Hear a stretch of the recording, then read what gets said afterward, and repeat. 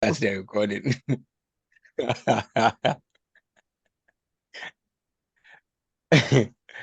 Because that's the recording. All right. So you hotspot your phone to your PC, right?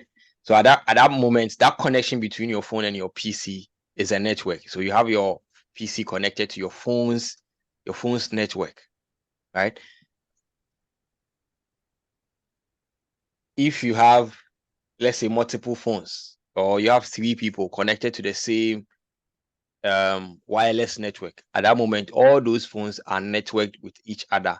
If somebody is sharing a resource, there are mobile phone applications that you'll be able to even use to share resources, right? Over the wireless connection that you have made. You will go to that file manager and then you'll be able to see the shared resources there.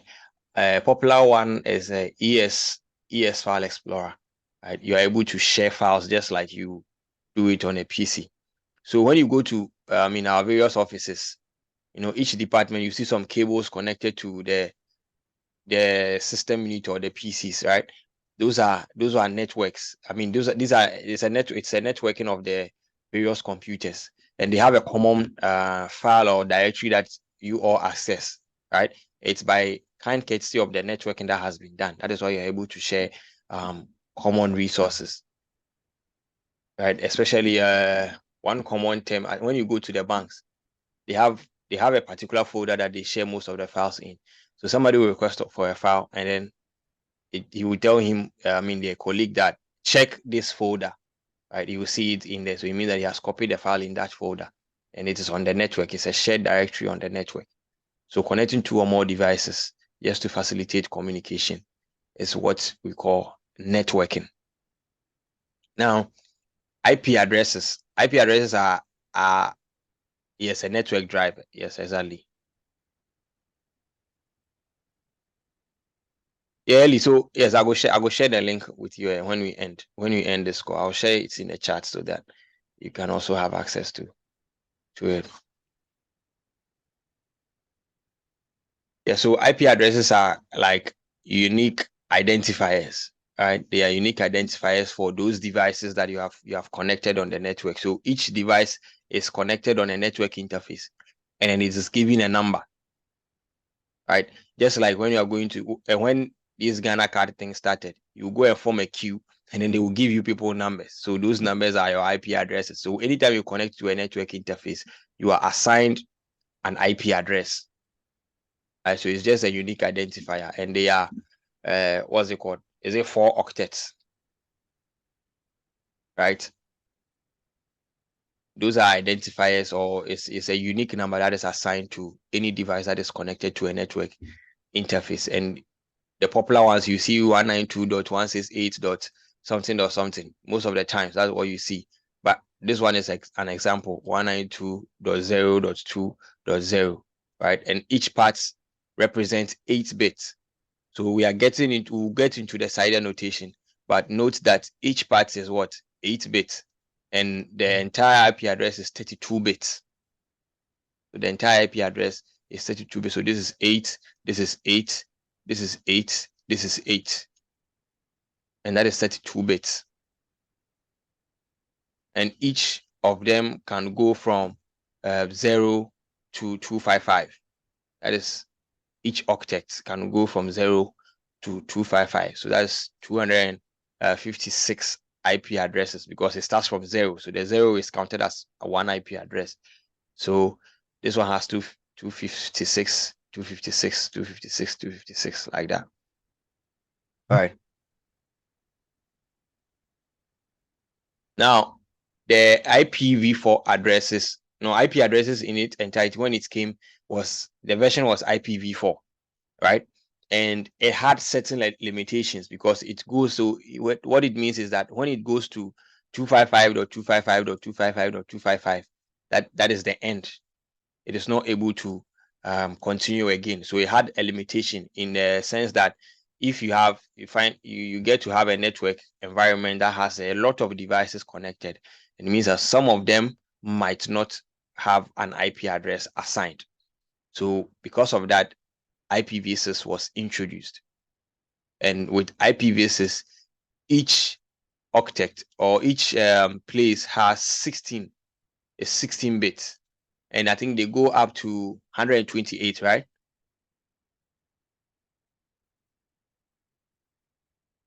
Am I correct? That's 128 bits, right?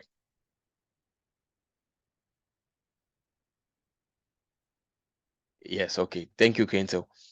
Yes, and it goes to up to 120. It goes up to 128 bits, and those ones have even alphabets in them. You see, I mean, 0:0:F::G. Those kind of IP address. Let me try and get IPv6. I don't know why I didn't bring an example address. Right. So this is, yes. It's a hexadecimal. Exactly. It's a hexadecimal kind of. So you can see an address like this. You see how it is 201, and then this one has alphabet and then all that. So that is how long an IPv6 can go. All right. Now we come to CIDR notations. Now, CIDR notation is an abbreviation for classless interdomain routing. Now, the main purpose for this, CIDR notation, was to effectively distribute IP addresses, right? Previously, the IPv4 so do then bite your tongue. I'll do it.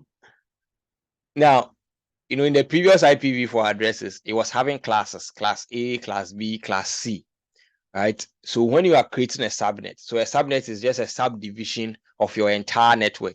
So your company or your office that the firm that you work at has an entire network, and they have divided them, right? You have their finance people, you have payroll, you have your IT department, you have your HR department.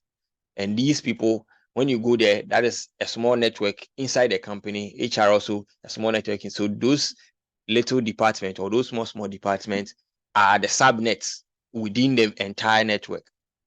Now, what happened was that when they were using classes, we will say, okay, HR will use class A IP addressing, right? These people will use class B IP addressing. But what's the reason why it wasn't effective was that if you use a class A IP address for a subnet, it means that you can only use that for that subnet. You cannot use two classes in the same subnet. So what happens is you might have a lot of wasted IP addresses, right? Because you have assigned that class into one subnet, and then let's say you have like about just 2 PCs or just 3 PCs there. It means that the remaining of the addresses will go waste. And sometimes too, when you assign certain class to a certain subnet, you might also be in a situation where the IP addresses will not be enough. Get it? The IP addresses will not be enough for that subnet. So what happens is that the classless interdomain routing was introduced. Now, that means that we are not classing or we are not grouping the IP addresses into class again. What we are doing is that we just block part of the IP address and then assign it to a subnet. So if I have, let's say, a subnet of something less than 200 devices, let's say we have about 200 devices, then it is right to just block about 24, right? Just block like the first 24 bits of the IP address and then leave the last 8 bits for that subnet. So it means that we just have like 256 IP addresses for, sorry, this one is supposed to be slash, right? It's just right for me to block like the first 24 bits and then leave the last 8 bits for that subnet to use. So it means that I'll have just about 256 IP addresses to assign to that subnet, right? Because I've blocked the first 24 bits for the network. So I'll still be left with like more IP addresses to use for other subnet. If I happen to go to a subnet that has like over 60,000 of devices, then what I can do is that I'll just block the first 16 bits. So I'll just type my IP address and then block and do /16. what it means is that I've blocked the first 16-bit and then blocked the first 16-bit for the network and then left the last 16 bits for the subnet, right? And for you to know the number of IP addresses remaining after you block them, the IP addresses are in base 2, right? They are in base 2. So if I block 16, I'm left with 16. That is 2 in multiples of 16, right? So 2 times 2 times 2 times 2 times 2, like that, 16. You get to know the number of IP addresses that you will be left with to assign for the subnet. So that is basically about that. Hello. Yes, boss. I'm Yes, boss. yeah, I know it was. Sorry to interrupt you. So, I wanted to make a little bit contribution to what you were saying. That's fine. With regards to knowing the number of IP address you have, can you open a new tab? Okay, sure. Okay, so open a new tab and type CIDR Right. Calculator. .xyz. I think I use the XYZ. That one is much Okay. more simple.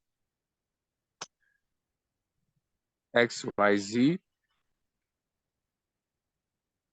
visualizer. Let me see. Okay, so this is the website. Okay, so with this site, you can enter any IP address. So let's take the sample we had in your documentation. Right. And 24, right? Yes, so we have 24. Okay, so with this site, it will give you the net max, the base IP, the broadcast IP, and you can see the count. So we get, if we use 24, we are going to get 256 IPs out of this. Yes. Out of this IP address, and the first IP address usable It's the the .1. .0.2.1. Yes. And the last IP address usable will be the .0.2.254. So in this case, already AWS has taken 5 out of your IP addresses. Yep. But we will get there. So with this site, it will always give you a breakdown of the IP address. I decided to bring this up for those that don't really have the tech background. That are going to. You can use this as referenceable anytime. But please still don't run away to use this one. Understand the concept before you write it. Oh yes, you have to understand the concept. If not, yes. you cannot even use this site. Yes, you cannot use it. Exactly. So you have to still understand the concept. But this is like a very helpful tool. I mean that Darius said he was using a calculator, so but it's just important that you also understand the concept behind it. Let me hide this floating bar. Let me disable annotation before somebody will come and draw on my screen. Right. So just as I was saying, so if I block 16, I have like over 65,000 IP addresses that I can use. And if I block 28, I have 16 IP addresses. So the first usable IP will be .1, .2.1, and then the last one will be .2.14. Right. So I think this one will also help. Like it's actually help you understand the how you can use it, or in case you are subnetting for a company, you can use this one. You know that okay, the first usable IP is this, and then the last one that you have is this. You're able to see every information about the network that you are creating. You are going to get it. Side thanks. Oh sure, bro.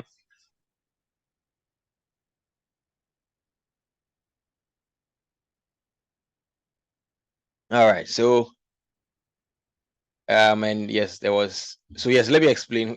Sided was talking about something. So yes, AWS also uses a section of your IP addresses, right, for internal stuff, like for other stuff. They use 5. the first 5 of it. So in as much as, let's say you have like 200, let's say if you have 200, if you block the first 24 and then you have 256 IP addresses, AWS is going to use 5 of it, right? And then the rest, that's 251 IP addresses, will be left for you to use. Any question? And I hope by now we've all probably read about the OSI model, right? So OSI model has like 7 layers, and with networking, there's layer 2 that handles the data link, and then the layer 3 handles routers. That thing, I've always not grasped all of them, but I always know the layer 2 and then the layer 3. If anybody has Baba or in-depth knowledge about it, you can also talk about, you can come up and talk about it. But the model is just basically for network communications, right? I know there is a transport layer, there's another thing. There's a transport layer, data link layer, network layer, and another one. Anyway, if I remember, I will let you know. Sure. Yes, you can talk. And I be by mistake.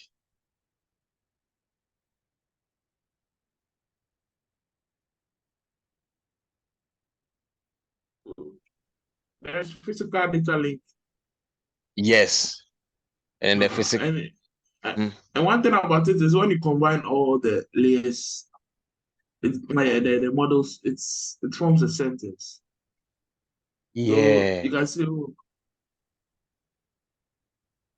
Maybe the sentence, no way, me, I don't know. The sentence, yeah.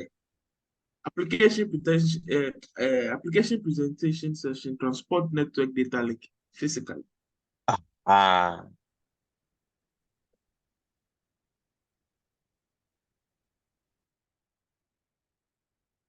But anyway, just know that hubs and then switches work at layer 2 as far as networking is concerned, and then routers operate at layer 3. What are hubs and switches? Hubs and switches, I'm sure. Yep. Okay. Yeah, the hubs and switches is data link. Yes. Hubs is in physical. Actually, hubs is in physical. So the cabling, your Wi-Fi, your hub, your repeaters are all in the physical. Yeah. Then the data link has to do with the Ethernet, the switch, the bridge, and all that. Yeah. Then the network is the IP, the packets. IPs, yeah, the packets and all that. Yeah. Then transport, we have the UDP and the TCP. Then the session has to do with sockets, API, and ports. Then this presentation has to do with FTP encryption. Okay. SSL, SSH, yeah. Okay. Layman's language, please. Layman's language, please. No, but this one, even devices in the mention, so I don't know how you go. So you mentioned that you didn't explain them small. Yeah. Okay. Okay. Too much. Okay. Yeah, try to explain that. Okay.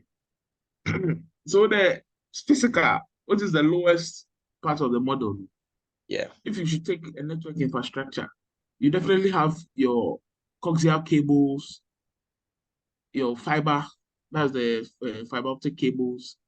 You have your Wi-Fi, you have your hubs, and you have the repeaters. You see, yeah. So this basically is the physical component of the OSI model. And bear with you, we have components in our current modern day infrastructure which works in different models. Like they've combined works from 2 or 3 models into one. For instance, Yes. if you take our Wi-Fi routers like this, I don't know if you are aware, but they sometimes act as gateways, they act as switch, they act as routers, and sometimes even as hubs. Yeah. So most of the times, I think in our current the current dispensation like this, the layer, some of them has been, I mean, bridged into the other. Yeah. So in other settings, you might have 5 layers, right? You might have 5 layers. Sometimes the session and then the presentation layer has been combined, and then That's a as you said, TCP/IP model. yes, that's the TC. Yes, it's true. That's the TCP/IP model. So those ones have 5. So the session and then the presentation has been combined, and I think the data link and then the physical has also been combined. So you have 5. Combined. Yes. Yeah. Sorry, I get up small. I beg. I have one question. Okay. I thought they listen from afar, but yesterday you talk say AWS will take 5 IP addresses out of your total IP addresses. Yes. But you know, no name them. What are the particular 5 IP addresses that AWS will take? Okay. So no, I think as we go forward, we will see them. So I just mentioned The reason why I mentioned that is because I wanted to bring an attention to it. There is a question on that specific topic. Hello? For AWS taking out 5 IP addresses standalone, Hello? regardless. So, Yeah, so I just want you so to have I a beg, mind on it. sure. Somebody they want to talk. So I beg if you don't want to talk, try then use the hand raising this thing. So say we'll go see you then. Exactly. So Mr. Isaac also as I can talk. Thank you. Okay, so they take the first 4 and the last IP address. Right. You know, in every network, the first IP is the network and the last one is the broadcast. Broadcast, right. So aside these 2, they take extra 3. So after the first one, the second, the third, the fourth, and the last one, the very last IP address in that range. Thank you.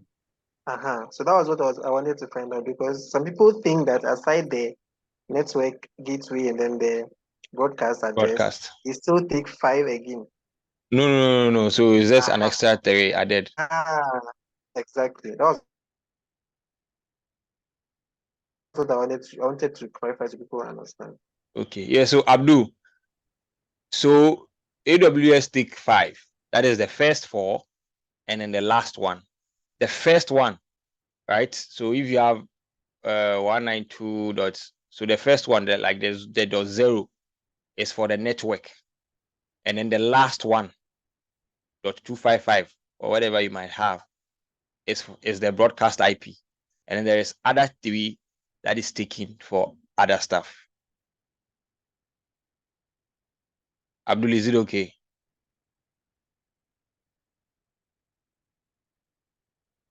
Yeah, I'm good. I'm good, Charlie. Thanks. Let's go on. All right, sure. But you So see, we look.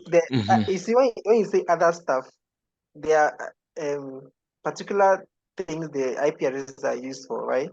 Yeah. So the first one is the network gateway, and the last one is the broadcast. Those ones are for connecting to the network, and then the broadcast is for just broadcast. But the second and the third and the fourth, they also have uses, don't they? Yeah, they have. So let's make it known so that people understand. Because if you say for other stuff, we will get there. Are we going to get there? Yes, we'll get there. So that's why I just want to. Yeah, that's fine.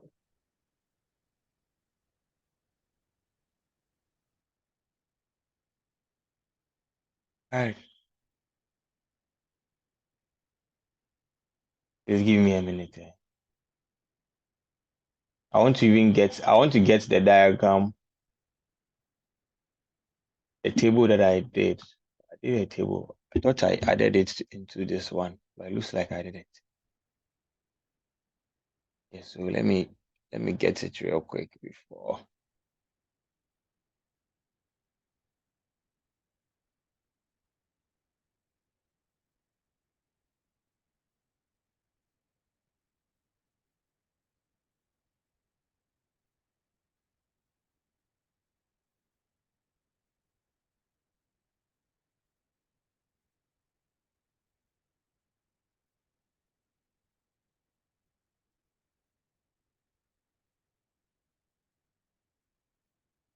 Okay, I'll get it.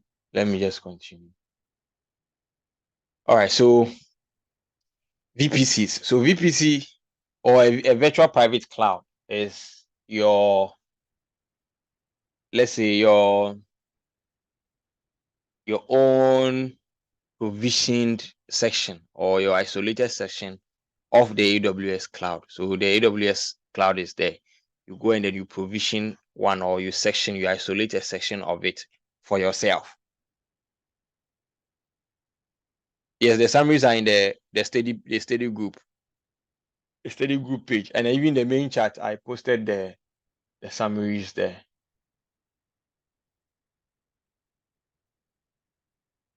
Right, so it's just like the you have your room, and then you have your master bedroom. So that place is like your own private section of your room, right? Or you have a network, and then a part has been provisioned like only for you. That's what we call a virtual private cloud, right? The public cloud is there, and then you have your part, your private space that you place your virtual machines and then other resources there, right? And then you have control over it. So the entire private cloud, you are able to create your subnet, other subdivisions in that cloud, and then you are able to customize the configurations, right? By creating a public subnet and then a private subnet for, depending on the purpose that you want to use it for. And you can also configure security groups to allow, inbound traffic into your resources that are hosted in the public subnet. Excuse me.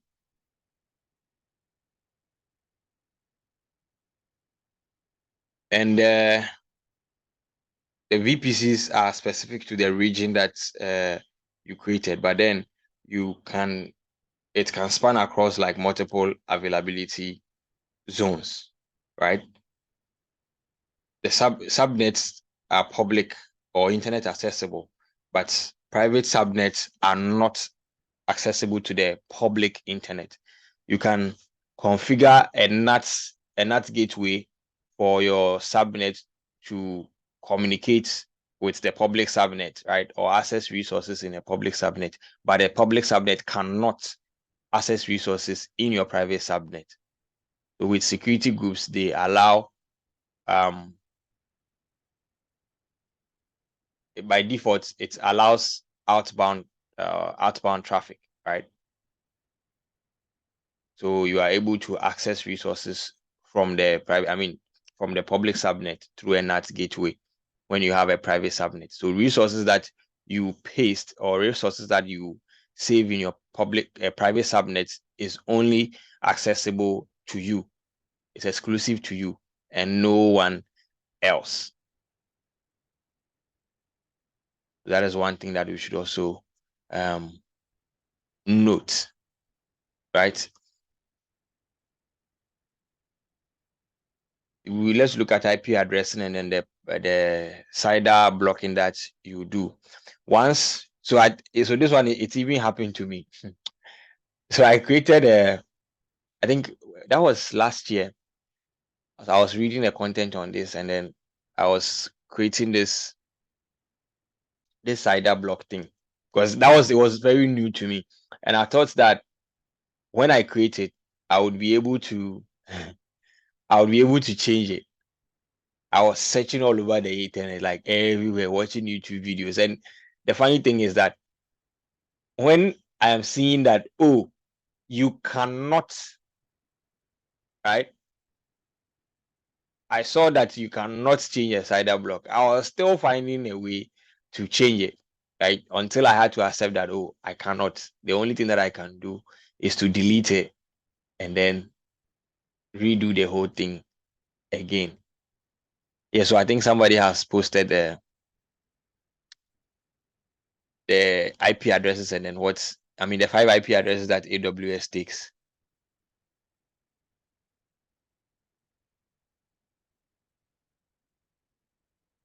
And the other 3, what they are used for. So the second IP, so we have already said that the first IP is for network address, and then the last one is for broadcast address. The second one is for the VPC router, and then the third one is for DNS. and then the fourth one is reserved for research. I don't know what kind of research.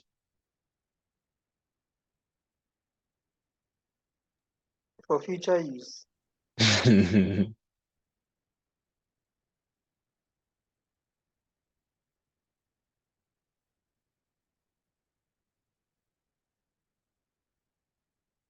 Okay, so I mean, this is what we are even looking at.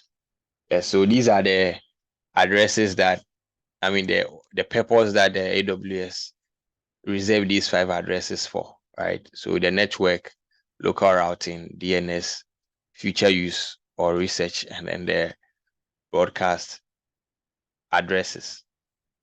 Now, the assignments happen, some of them happens automatically. So your virtual machines in the VPC receive private IP addresses automatically, right? And then you can request a public address for instances by modifying the subnet settings. So when you are creating when you are creating your instances, you are able to select that automatically assign IP addresses, right? And there is sending me this message. All right.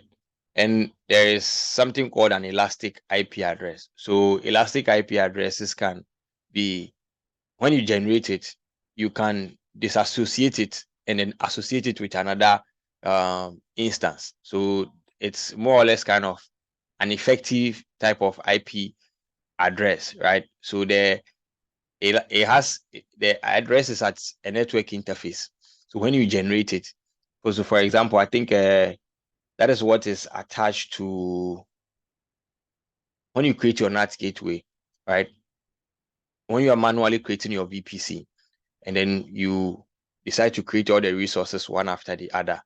When you create your NAT gateway, you will have to assign an elastic IP address to it, right? What happens is that IP address can be lifted and then attached. You can detach it and then attach it to another instance, and whatever attribute that it was having, that IP address was having, or the interface that the IP address was attached to was having, it will, right, be transferred to the other one that has been attached to. So it's more or less like a flexible IP address. Wherever you take it, it works, right? It doesn't change. Wherever you take it, it works, and it enables like your mapping to be quick. It's kind of a network thing, right? But just know that, okay, just like your phone number, right? Any phone that you put into, it works, and then you will have the same phone number. So any phone that you lift your SIM card and then you put into, you'll still be able to use it. Even if you get missing, you are able to go and then replace it, and you'll get the same phone number, right, on a different SIM. So that's more or less like how an elastic IP address works.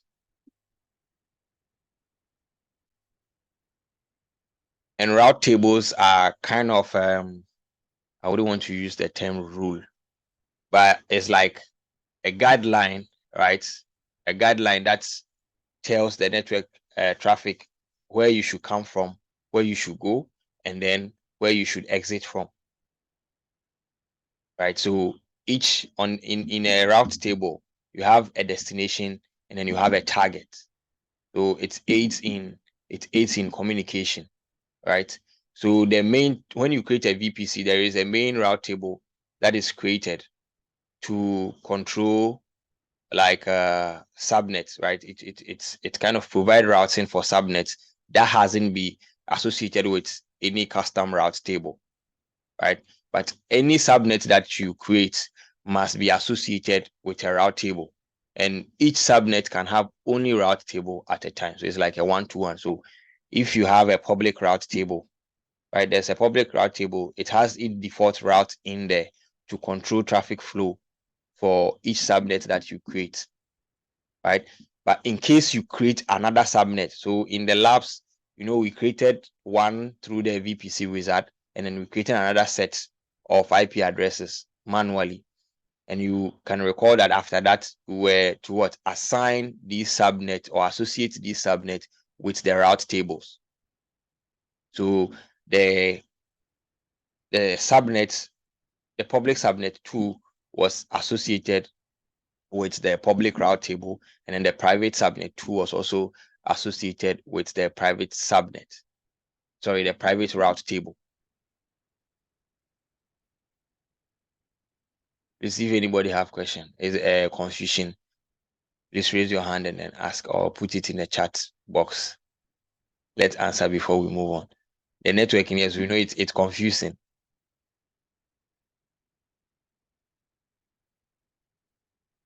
Or I should take it again. Okay.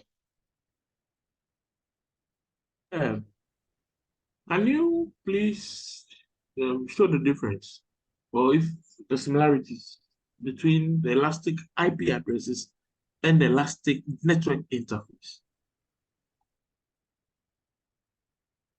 Okay, make us see if I will get a diagram.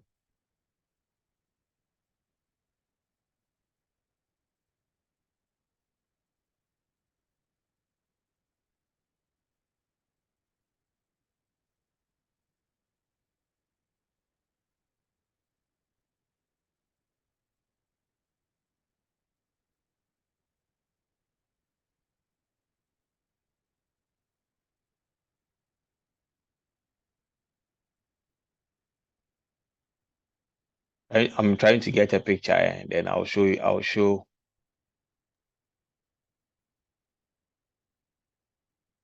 Okay, your question again. I don't get them.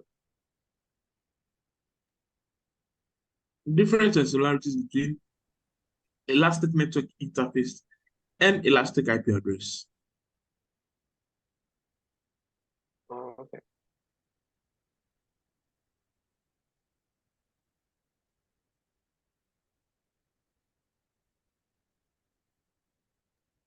It's one of those things that they can bring in the exams. So I feel like if we should discuss it to help. It's similar. A clue is similar to the rule, the IAM rules. Yeah.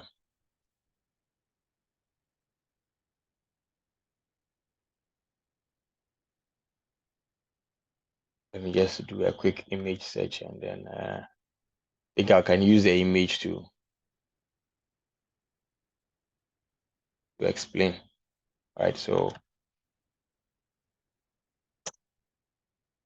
all right. Let me see. Can I use this one to explain?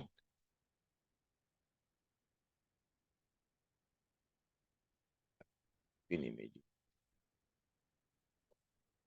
Right.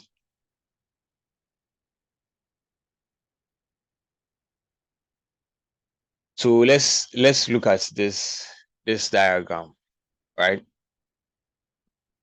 So the IP addresses, they are not like physical devices. I mean the whole. Okay, so I'll show them. Okay, Prince. So I will bring the route table thing too as well. So I'm trying to explain this Elastic IP address thing. So as I said, the Elastic IP addresses are assigned to the NAT gateway, right? So you can see that there is EIP NAT. Now, one is lifted here, right? So these ones, they are there. When you generate them, you have to assign them. You can't leave them lying like that. When you leave them lying, AWS is going to charge you, right? So you can see this one was in the NAT gateway, but was lifted and then assigned here, right? This one is also assigned to this one. Now, in case I want to terminate this, right? I have my settings done on this NAT gateway or on this gateway, but I wouldn't want to lose this and this, right? So if these instances are terminated, I'll be able to just detach this Elastic IP. I wish we could go into the labs, but it will take a long time. I will be able to detach this IP address, right? And then it will be lying there waiting. It will not change. And then when I create a new instance, so let's say I even create a new subnet and then I put an instance in it, I can just come in and attach this same IP address to the instance, right? So the fact that, so the interface is just where the IP address is line, right? And then the IP itself is the identifier.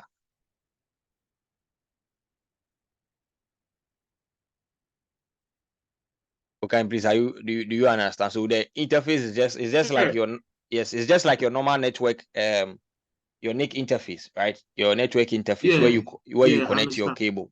So the IP address is lying there. So any device that you connect to, or anything that you connect to it, will have that same IP address.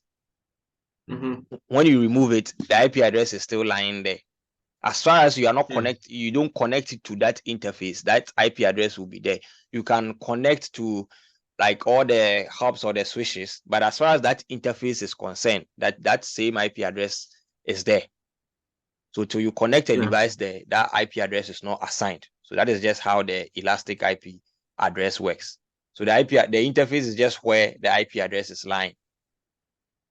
And then the IP address is assigned to any device that it's connected to it. Yeah. All right.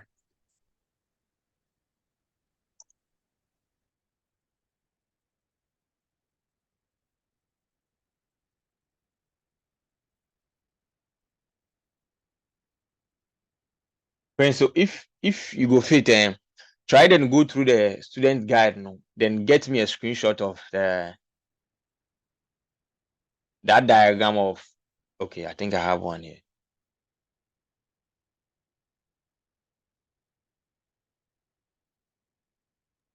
I have the first one.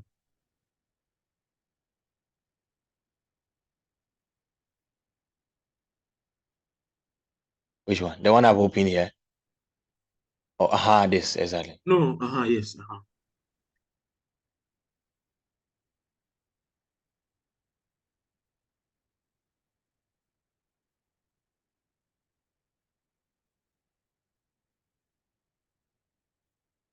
Okay, great.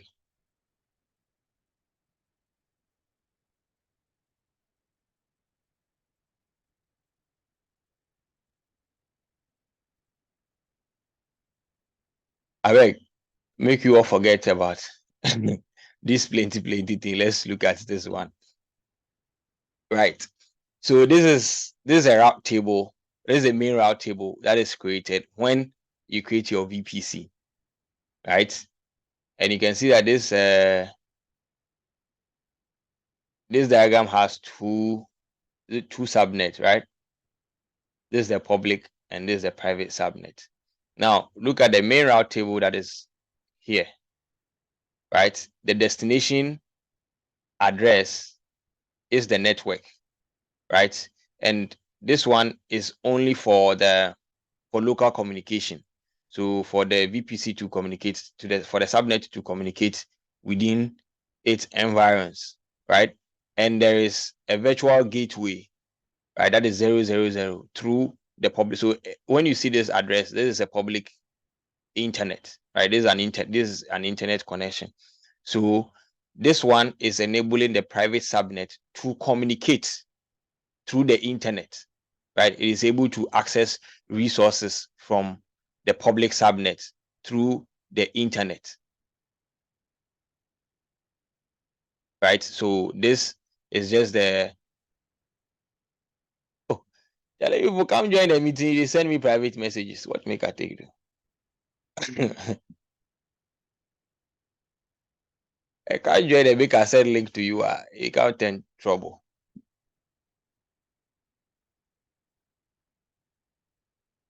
All right, so this is the main route table. As I said, if you see 0.0.0.0, that is a public internet.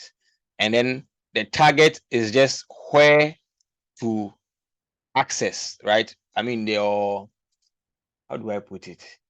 Yes, so the target is the public subnet, right? So it is from here, the destination is here, and then access resources through the internet, like from the public IP address, or sorry, the public subnet, right? And for the custom one, so the custom one, when you create an extra subnet, then you have to, I mean, yourself, you have to create another route table, right? And this one also the same thing. The destination is from here, the public subnet, and then its target is what? It's targeting the internet gateway. So it is also accessing the public internet. It's accessing the internet through the gateway, right? So this is the internet gateway, and this to the public, and then there's a virtual gateway that has been attached, right? A virtual gateway that has been attached to it to enable communication through the internet. So the route table is just guiding you that, okay, this is your IP address, this is the VPC, right? The main network's address, and then this is the internet. But where are you communicating through? You are communicating through the virtual gateway. You are communicating through the internet through the virtual gateway. That is kind of an encrypted connection that you can use to access resources from the public subnet, right, through your virtual gateway. And then this one is saying that, okay, this is your destination address, right, your VPC, and then the public internet. But for here, at the local level, you are only communicating within your environs. But if you should communicate through the internet, then you should communicate through what? The internet gateway. Should I take it again?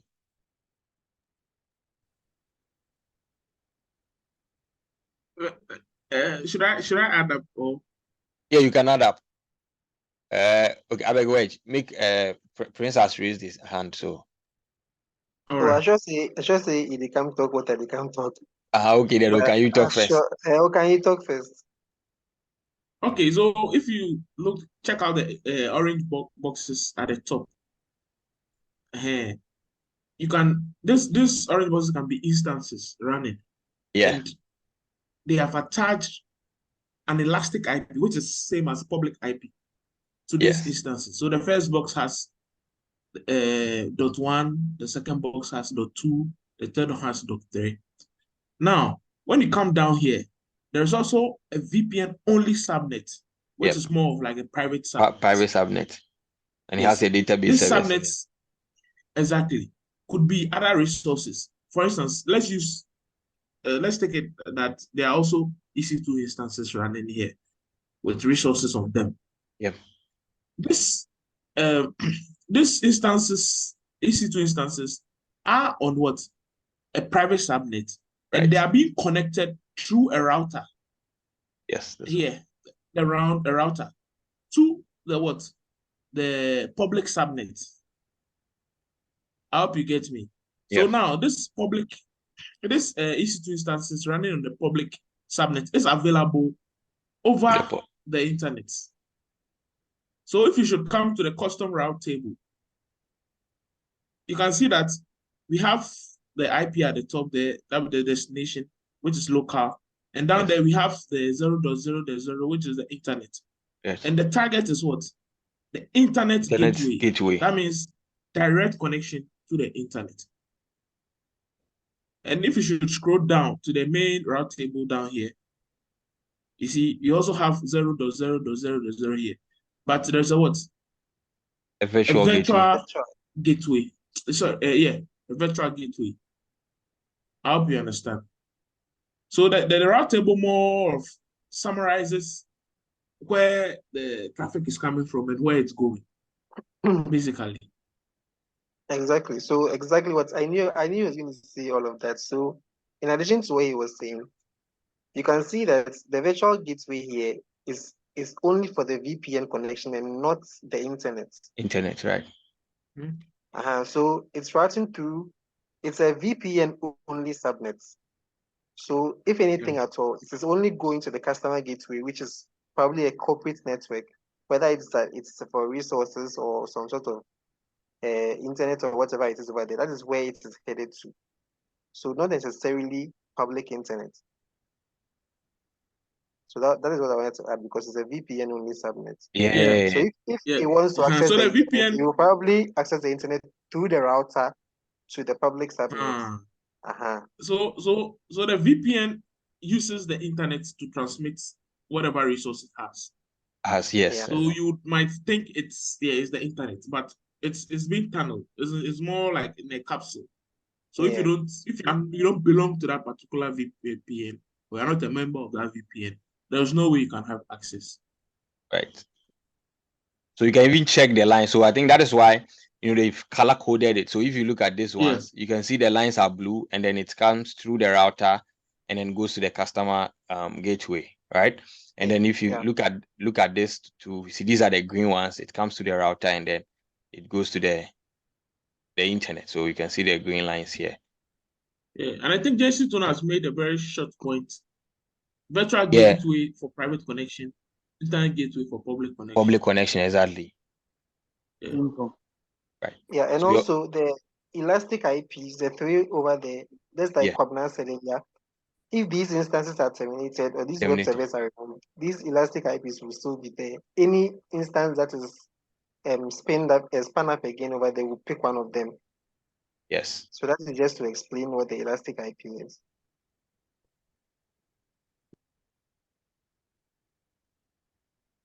More question I'm on Bizarre. I think we should carry on. All we right. have 1 hour 30 minutes. All right.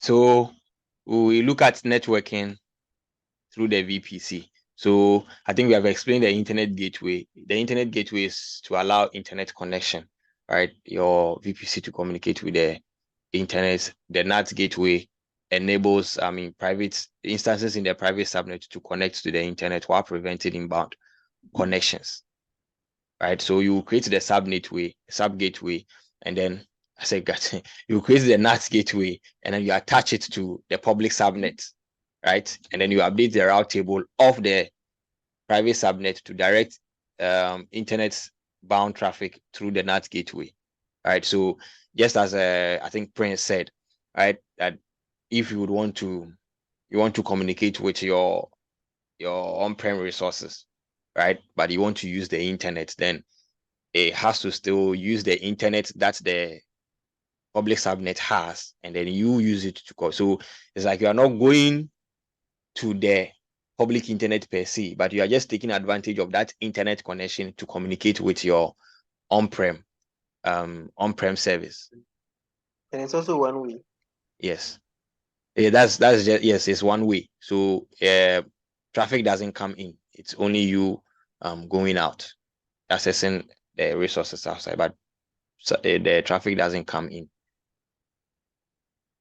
And there is also a way to share your VPC. So if you have like multiple accounts under the same organization, right, you can share subnets in a managed VPC,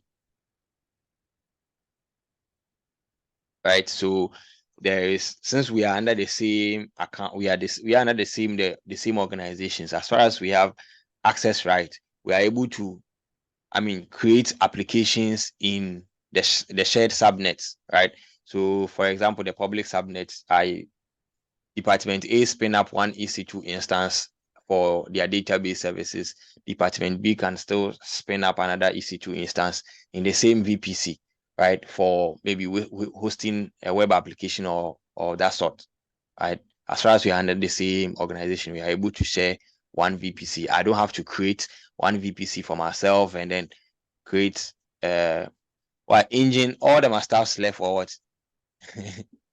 Because today, this week I see like four different groups inside. Wait, it be different positions. Different positions. I don't know. Right?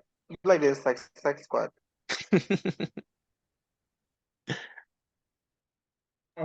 What company is? But it be engine. They just like be German company, but the people they employ be engine.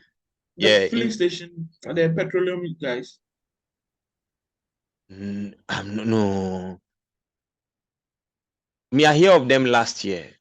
So my party way, not then they recruit for remote positions.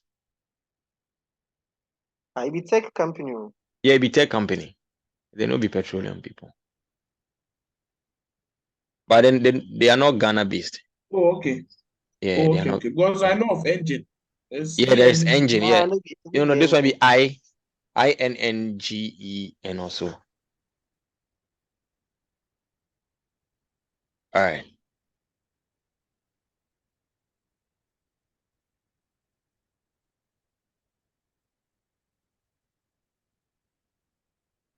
All right. So there is a VPC peering. Now, the VPC peering is like connecting different VPCs, right? Across multiple accounts and then even in different regions. So there is a service that is called VPC peering. You are able to connect one VPC here.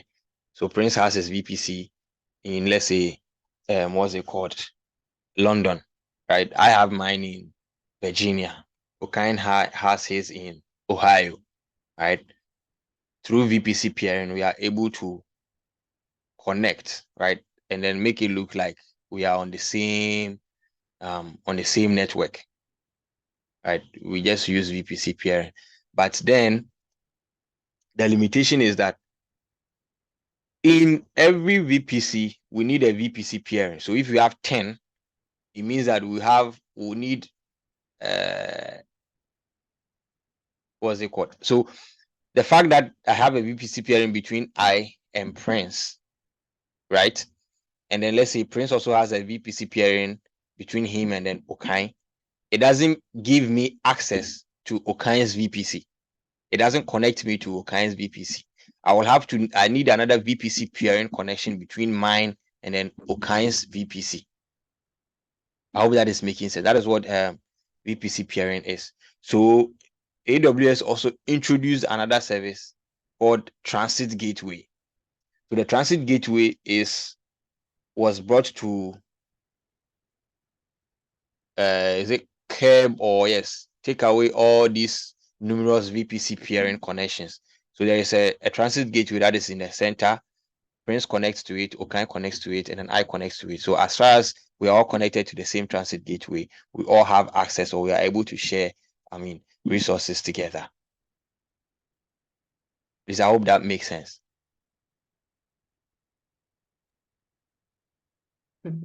Chief, continue. Networking, if you're not a networking guy, it go be difficult. because me like there's something Why I not beginning I at the usually- worried no? I usually bring it to the traditional IT setting. But even with that, people will find it difficult understanding. You see, I don't know how I can explain it, but you see, in the traditional IT setting, we have subnets. Yeah. Whereby maybe you have two offices or two departments, maybe HR and accounts. In accounts, we have 5 systems. In HR, we have another 5 systems there. In accounts, you guys have one subnet. So maybe you are using 192.168.1.0. So .1.1 is another, let's say from .1 to .5. We've allocated all for those machines.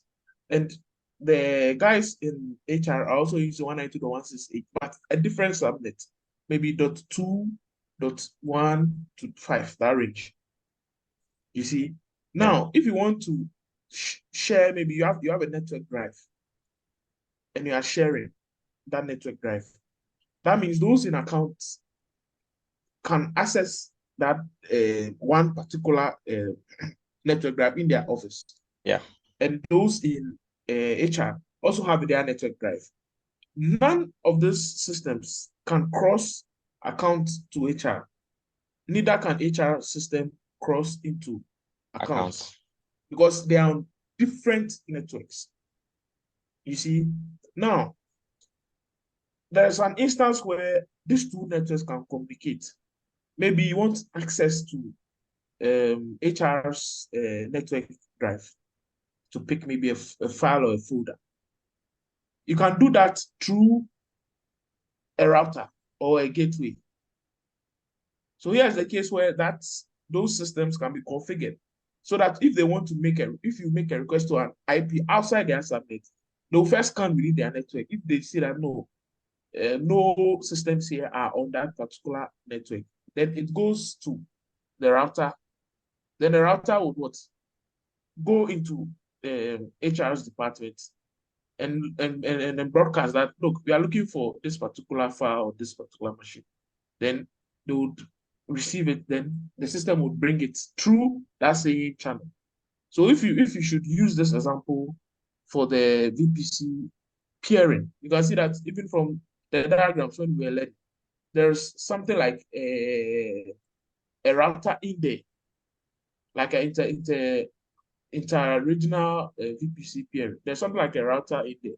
So within The those transit private gateway. networks, yes, within those pairing, within those private networks, if they want to connect to another subnet, they have to go through a particular system, which is the VPC peering. So it's more of like acts like a router. Typically, yeah, in our traditional IT set. I don't know if you guys get it. We get you. Are you sure? Was no one is saying anything? Jason has given thumbs up. Okay, all right. Okay. I feel like Charlie? the practical explanation will make more sense. Because Yeah. as you break it down like this, you will still follow the whole story that you get to think of. Because like how you break it down, and things like the much more easier, like the concept very broad, like about so small time if you put in those small little examples now, it will make the things much more easier to grasp. Because if you get the concept, then you will see, no matter how we then intend the whole question, if you understand them, you will see hands-on. So Charlie, I like that example we just put in mind. It was very practical. Let me open my Jamboard so that I can be drawing. But Zoom has whiteboard. Oh, Charlie. Where if I don't get packet tracer, like you will use packet tracer even demonstrate stuff. Yeah.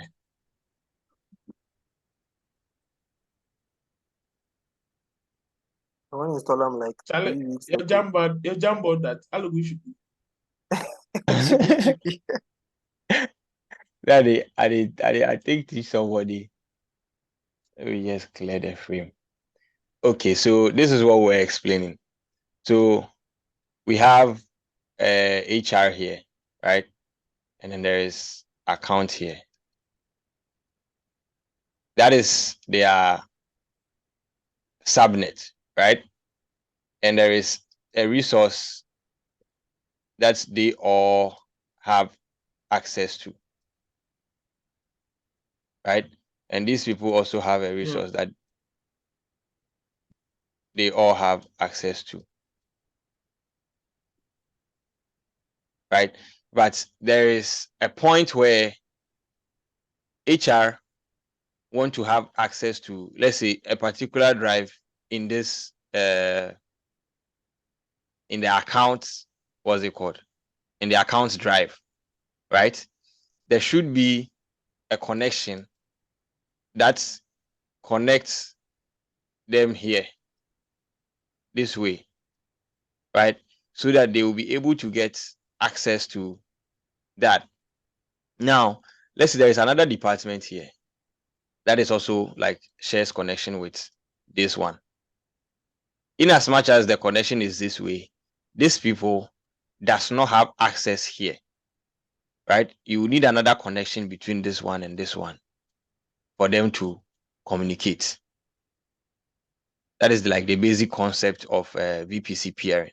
So the fact that here and here are connected and you are also connected to this one doesn't make you automatically have, unlike the wireless connection, right? Where if we are all connected to the same network, we are able to get access to it. So that is what the concept of VPC peering was. So transit gateway was introduced to be the man in the middle here. That, okay, if this is connected here, this is connected here, and I'm connected here, I'm able to have access to files in, what's it called, here. If I'm here, I'm able to have access to files that are here. And this one is also able to have access to files that are here, as far as we are all connected to the same transit gateway.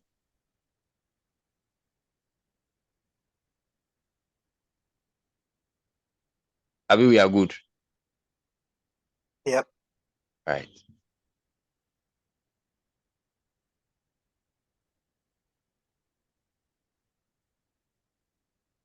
Where the modules there, right? And there is VPC endpoint. So there is, okay, so there is a YouTube resource that has been shared. We can all So look at. this YouTube, it breaks down with animation.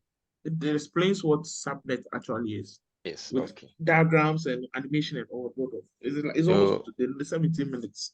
okay. So, So if anybody those who want to wants understand, it can access it. if you Yes. want this video, okay with subnets. Yeah, so With we IP can. address, subnet max, all those things to cover everything. So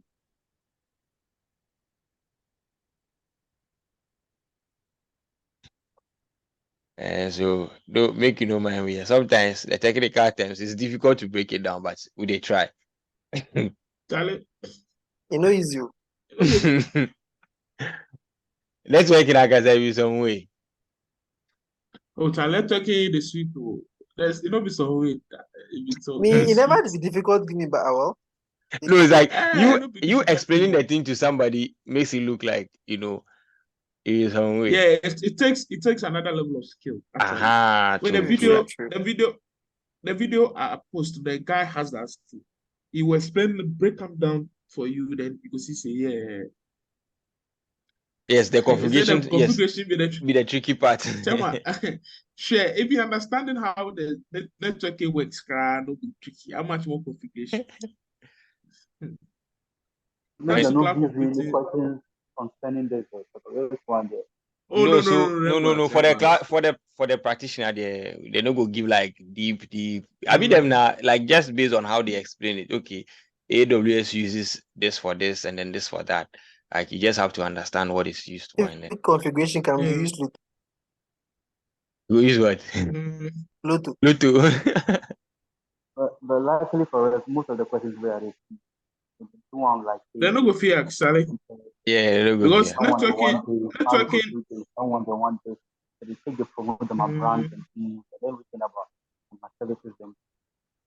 They're not go fear. Actually, networking is also an area on its own. It be some Yeah. serious area on this. It's very large, very very very large. We'll go the CCNAs people. Yeah. Yeah. Charlie, CCNA, for instance, my exams, not be those multi-choice things, though. You go do lab and so they will give you work. Then you go do the lab for the work. The exam inside. So if you get that wrong, I forget. Wait, my exams really cost. Maybe the last time I checked, like 350 plus. Dallas. Yeah. Yeah. I didn't But even now explain. it die out. Because of the cloud computing, it die out. Because they do data centers and Yeah. Yeah, so there is a VPN and then AWS Direct Connect. Now, in case, right, in situations where you would want to do inbound and outbound communications with your private subnet and your corporate data center or your on-prem data center, you can have an encryption connection through the public internet. That is where you use the site-to-site VPN. That is the AWS VPN. That is another name for it. Either site-to-site VPN, AWS VPN, or a VPN connection, right? Through the public internet. It's just an encrypted path that you use to have that communication. Or Isaac, yep, I don't want to catch you, but one question. right. So what will you term as VPN in the cloud?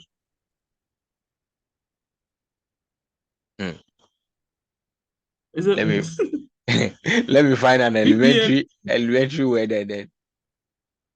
VPN in the cloud? This might be AWS and Makunulu so. VPN in the cloud be VPC. Okay, so let me put it this way.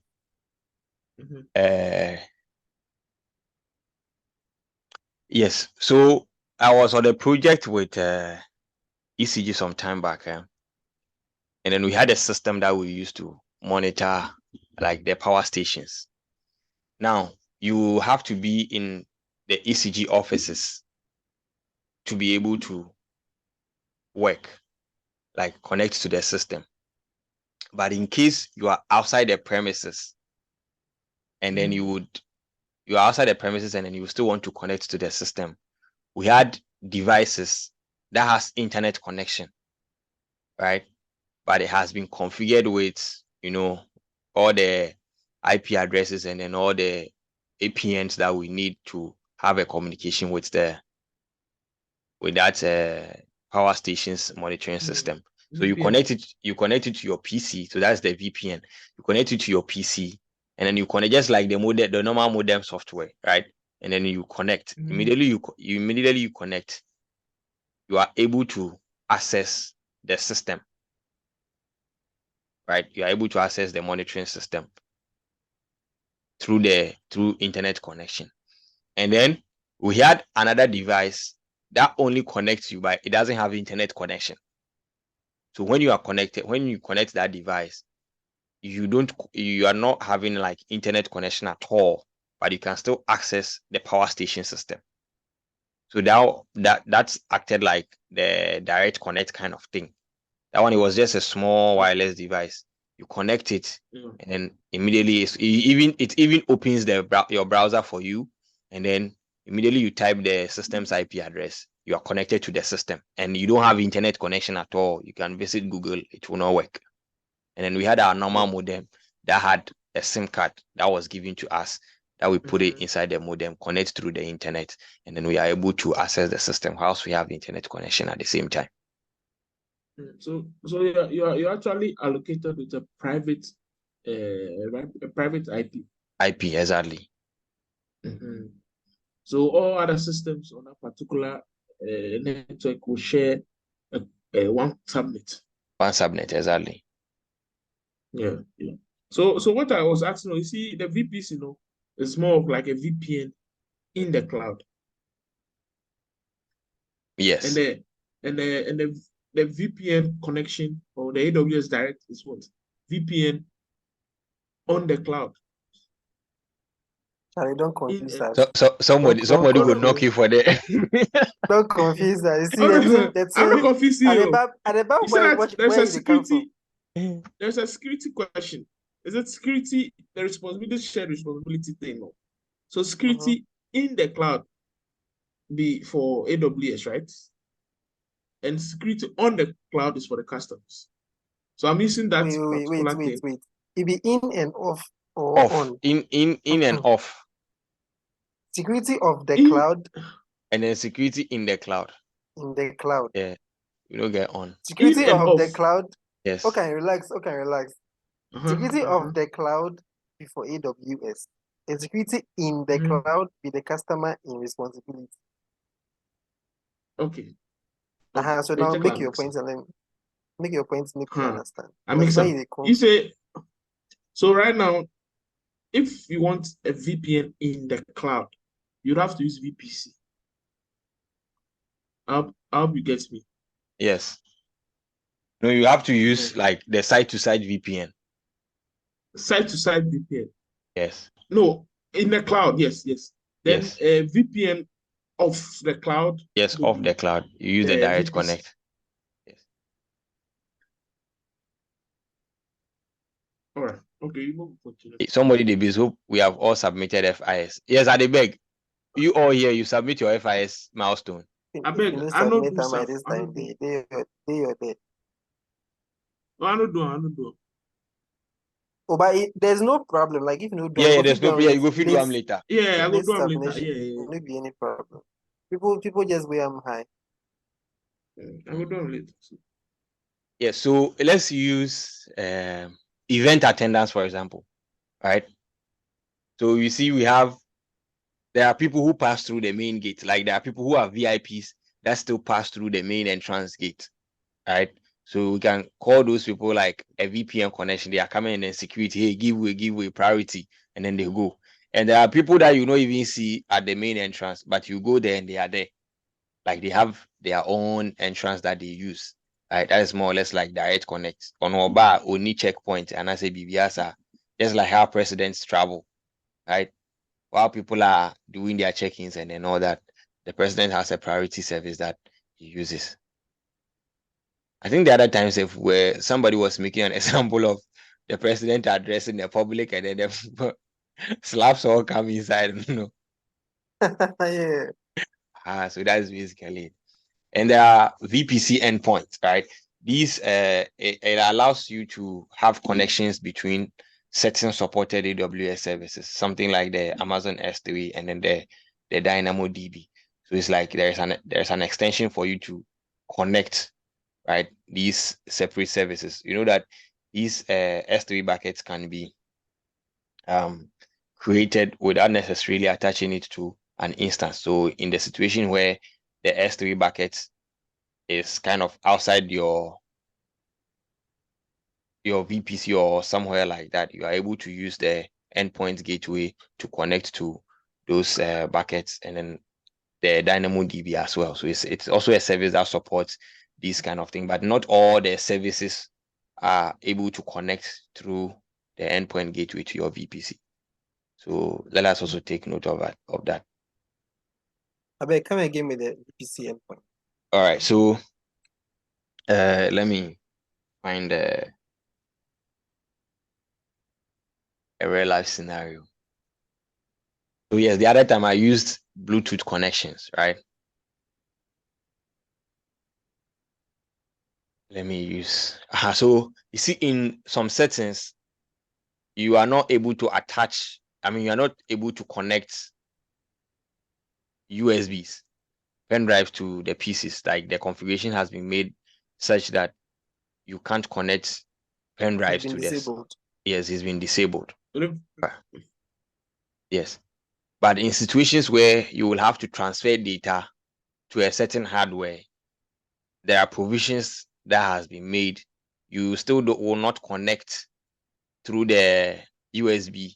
Probably you can use the network port, or there is a connection that you can make to that hardware to, do the transfer or transfer that data to that hardware, right? So that is how the VPC, the endpoint gateways work. So for Amazon S3 like this, you know that you don't necessarily attach a bucket to an instance, right?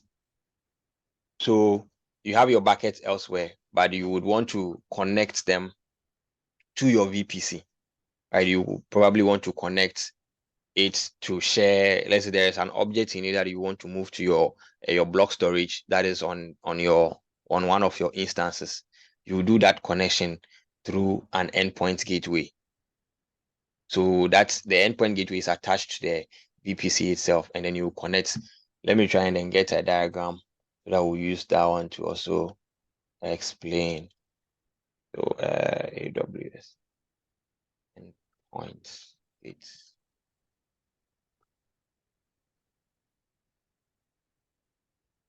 super.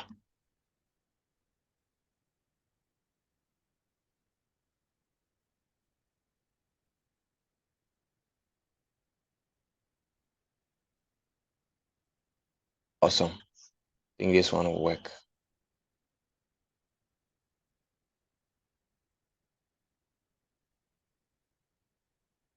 Great.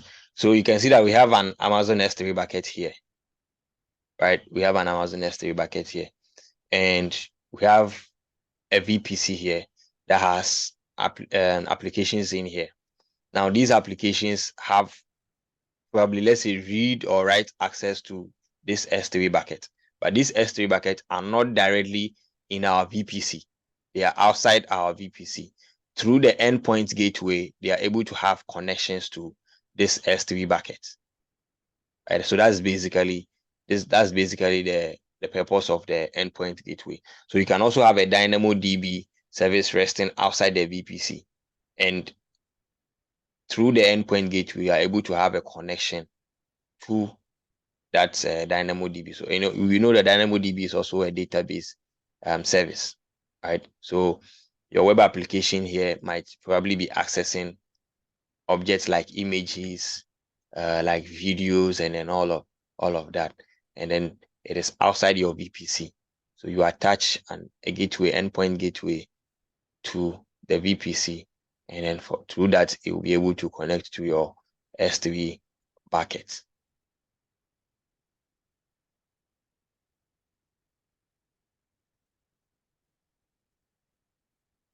So it's just like you having let's say your PC has only Type C, right? It has only Type C connection, and then you get an OTG, right? An OTG that has Judith. Turn off So your it's like an camera. adapter. Turn off your camera. Why they talk to the camera as if she dey show something we you don't want me to Oh no. The camera, the phone they will show somewhere. So it just appear from our PC top. That's why. Right. So yes, the endpoint gateway is more or less like, let's say, an adapter, right? That enables that kind of connection.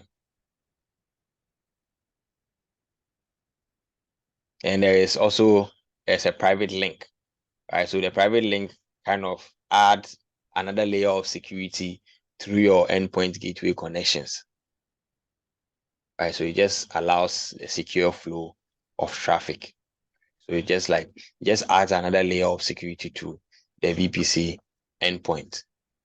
And as I said, transit gateway is kind of a transit hub that is used to interconnect multiple VPCs and then on-premises network. So it makes the connectivity simple, unlike using the VPC peering, right? As I said, between each device or between each VPC connection, you need to have a VPC peering connection. But with transit gateway, you just have one, and then whilst all of them are connected to the transit gateway, that is it. The VPCs are connected to each other, and then they are able to share resources. Now, security in the VPC. There are security groups, and then there are network access control lists. Security groups can only allow inbound traffic. Automatically, it allows outbound traffic. But then for inbound traffic, you will have to implement that yourself. If you don't do it, if you don't specifically define an inbound rule, automatically inbound rules, inbound traffic are denied. And that is actually the security bit about AWS. Everything is denied to the public by default. You will have to enable public access, right? And security groups act at the instance level, whilst network access control list acts at the subnet level. But the difference is that network access control lists support both allow and then deny rules. Right? So you can say that, okay, allow this one, deny this one, allow this one, or deny this one. So they are kind of stateless, right? So there's like, anytime you come in, unlike just like your school, right? Just like the university school gates. When you go there, the security man does not know you. He can only allow you in if you have a student ID. Let me put it that way. So more or less, like, they are stateless. They are stateless. So anytime you come, who are you? You show your ID, you go inside. When you're coming back, you still have to show. Principle of least privilege. Okay, so for security group, we don't specifically mention principle of least privilege here. Right? It's more or less like how do I put it? We mention principle of least privilege when we are talking about identity and access management, right? But I think we can use that. We can just oppose that to this one, right? So anytime you come, so The anytime time you, when you clarify when you were mentioning that, like, on AWS, the access is very limited to the yeah, public, exactly. so you have everything all restricted. So allow all the things. Because you want the Exactly. flow very restricted unless you yourself be granted. So that's what the network access control is. When you are coming in, it will ask you, who are you? Show, okay, I'm this person. Okay, come inside. When you are going out, they ask you. But for security groups, as far as you are going out, they don't care. You go. But when you are coming inside, we'll have to check you. So that's just the difference. Right? That's just the difference. As far as you are going out, it doesn't matter. Just go. For that's what security group does. If you are going out, you go. But when you are coming in, I need to check whether you are allowed to enter or not. But for network access controllers, whether you are going out or you are coming in, you will need to be checked. It doesn't keep records of anything. I think that's the difference. So security groups operate at the instance level. Network access controllers operate at the subnet level. Security groups support allow rules only. Network support both allow and then deny rules. Security groups are stateful. Network access controllers are stateless. Security groups evaluate all rules before deciding to allow traffic, whereas Kofi explained the stateful and the stateless. So the stateful, that's what I said. The stateful doesn't. The stateful remembers, like, okay, since we are going out, you can go, right? And then it says that, okay, this is an inbound traffic, so you can come. But with network access controllers, there are certain rules that has been given to it, and it doesn't remember anything. It just remembers its rules. So when you come, so okay, your name is Prince. So let me see that if Prince is, what's it called? It's a valid member, probably, of this institution, right? After it checks, he has to ask, he has to also verify again that, okay, if he is a member, is he allowed entry, right? Is he allowed entry here? If he checks and then yes, you are allowed entry, and then now it allows you to go. When you are coming out, he has to check again, who are you? My name is Prince. Do you belong here? Yes, I belong here. Are you allowed to exit? Yes, you are allowed to exit. Then before you exit. So that is what it means. So it doesn't remember anything. That is stateless. And then for stateful, they are aware of it. They don't check you. It doesn't check you by certain rules given. As far as you are a student, you can go out. And when you are coming in, as far as you are a student, you can come in. That is what the security group need. All right. Yeah. So that is the difference between the stateless. So as I said, the security groups evaluate all rules before deciding to allow, whereas network access controllers evaluate rules in numerical order. So as I said, so it checks one by one, by one, by one, by one. But for security group, you just have to, okay, there's an inbound traffic, it's coming from here, boom, you go inside. So those are the differences.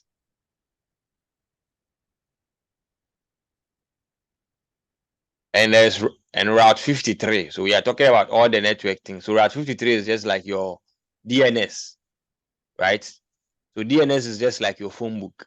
So you have, just like you have, and they can't do the studies about those. Just like you take a guy's number and then you name someone, do not pick.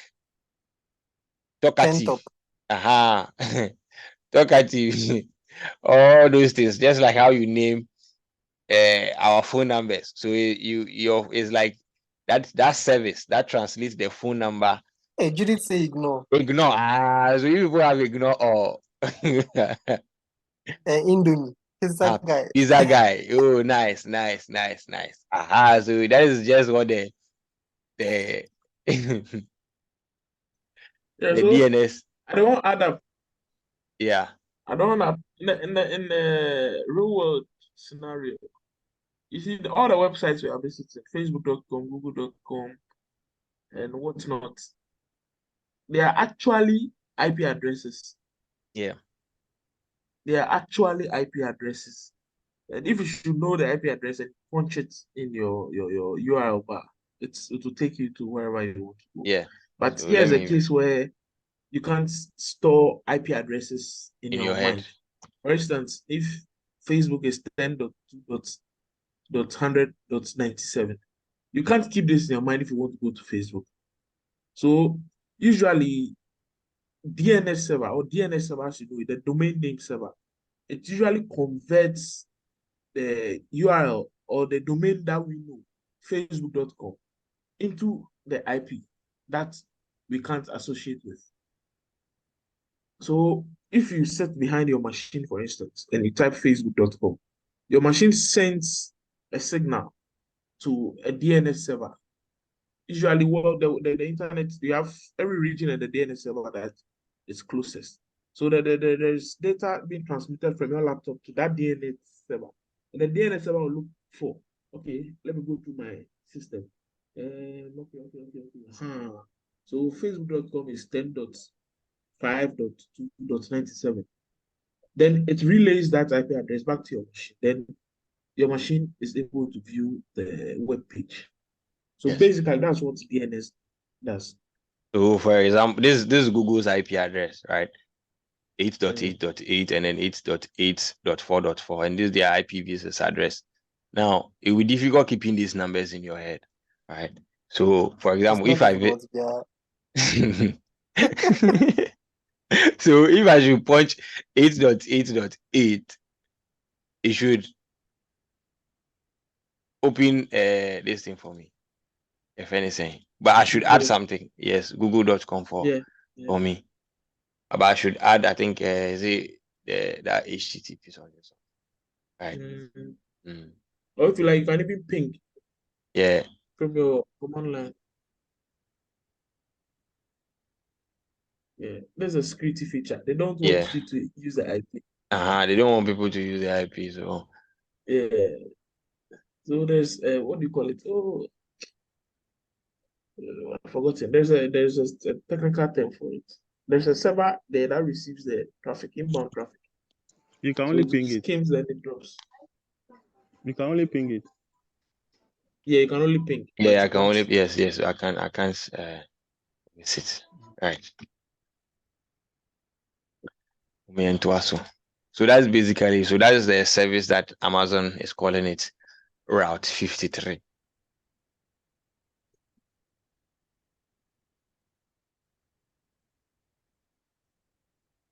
So Judy, you have saved someone's number, ignore.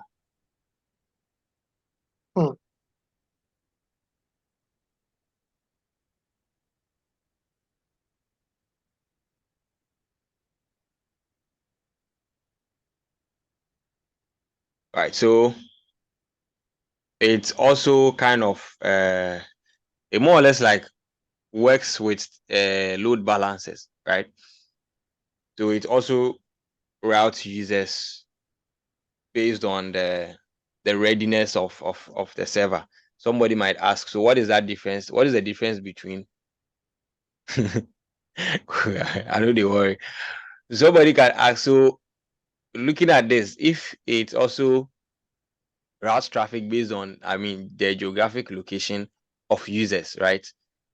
Then how is it different from this service, CloudFront? Can somebody explain? The question. So if route, the route, there's a feature in Route 53 that's geolocation routing, right? So it's able to route traffic, right, based on the geographic location of the user. This one is basically to reduce latency. It's also to reduce latency. So if it also does that, it routes traffic, right, based on the geographic location of the user, then how is it different from CloudFront? It doesn't do caching. The thing is, can I come? Oh, you can come in, yes. I think that the traffic routing, it can be different type of traffic, but CloudFront, is for content delivery. So it brings you content as when you need it. Exactly. So that's the keyword. That's the keyword. It gives you the content as when you need it. So CloudFront is. But this one is for routing traffic. Any other traffic, it can be text, it can be communication, any other thing. But it's not basically for content delivery. So any traffic that you want to send across the internet or across the AWS, cloud that has to be delivered to another geolocation. This one does it. But CloudFront is for content delivery, basically for content delivery. Just as Correct. when you need it, without any Correct. latency. All right. Clap for him. Clap for him. You not send the clapping emojis, all of you. Prince, do the clapping. Prince, you do agree the clap, but you show the clap. You better do. I go kitchen. Now they listen for fit. What you gonna do for kitchen? 11 p.m. You go to still meet for your soup inside. Charlie. My own house, and they still miss.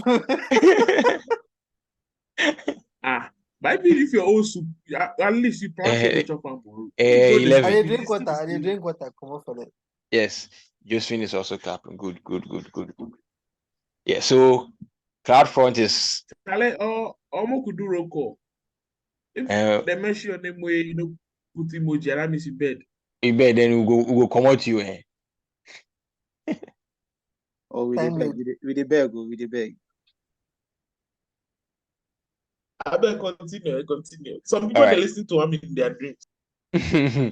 Yeah, so CloudFront is mainly for content delivery. Route 53 is for traffic routing. I don't know. And it also has a DNS failover detection, or a DNS failover feature where it detects website outages and then redirects users to an alternate location, right? So Google has their servers, at different places. So in case this place is down, Route 53 is able to say that, okay, here is down. Even though you are closer to here is down. So let me route you to the closest place, right? It also has like this health check ability to check the performance of the web applications and the resources. So if you can see that, no, this one is not healthy enough, then let me branch here, right? And then let me switch this, let me switch to this server and then route this user or this traffic to this user. That's basically what. And yes, it also has DDoS mitigation ability. I think we've met questions like that. And yes, talk of CloudFront and it's here. So CloudFront is for content delivery. However, it's not a free service, right? It's not a free service, and it's available on pay as you go. So there is no need for negotiation or anything of that sort. Once you implement it, it's able to, and it also even relies on Route 53's geolocation routing to direct users to the nearest edge location, right? So if I request for a movie, I open my Netflix and I'm watching a movie, and then South Africa is closed, based on Route 53's feature or Route 53 geolocation routing, it's able to use that route to route content from South Africa to me, since probably is the next closest place to me, right? And it also has the content that is there expires. So the other time I made an example that if you open a movie, maybe if you frequently watch a kind of movie and then you don't finish watching it, just like me, that I use like 2 to 3 weeks to watch a 2-hour movie, right? Anytime I open it, you see that it will take me to the last point that I watched to. But after a long time, I don't access that movie again. The next time I will open, it will just start the whole thing from the beginning, because it presumes that, okay, I have no interest in the content again, and then it takes it from there, right? It wipes that cache away. All right, so that's basically about networking, and then it's plenty terminologies. Any question, contribution, confusion?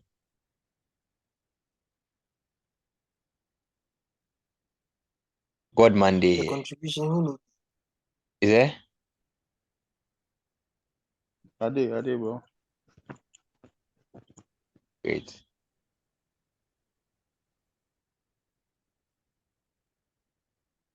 Hey, Muhina Mati here. Oh, I'm good. I can Yeah, I'm good. continue. Networking there, put the light. We can't answer questions on them. Okay, so I think probably maybe the questions will help, right? The exam questions will help. So let's just get straight into that.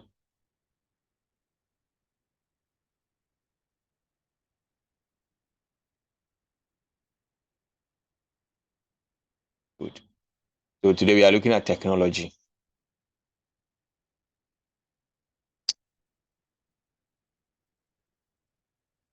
Okay, yes, we'll understand more when we start answering the questions. Good. So which of the following services is fast, fully managed data warehouse that makes it simple and cost effective to analyze all your data using standard SQL and your existing business intelligence tools?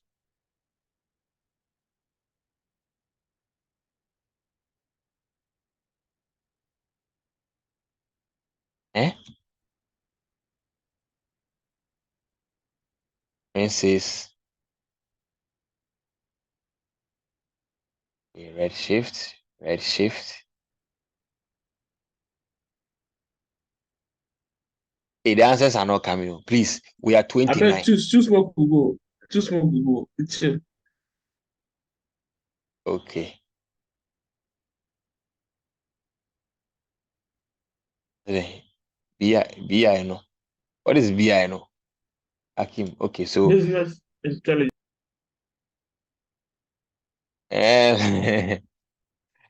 all right, so the majority is one, yes. But there is also a data warehouse. Anyway, so Redshift, that's the majority.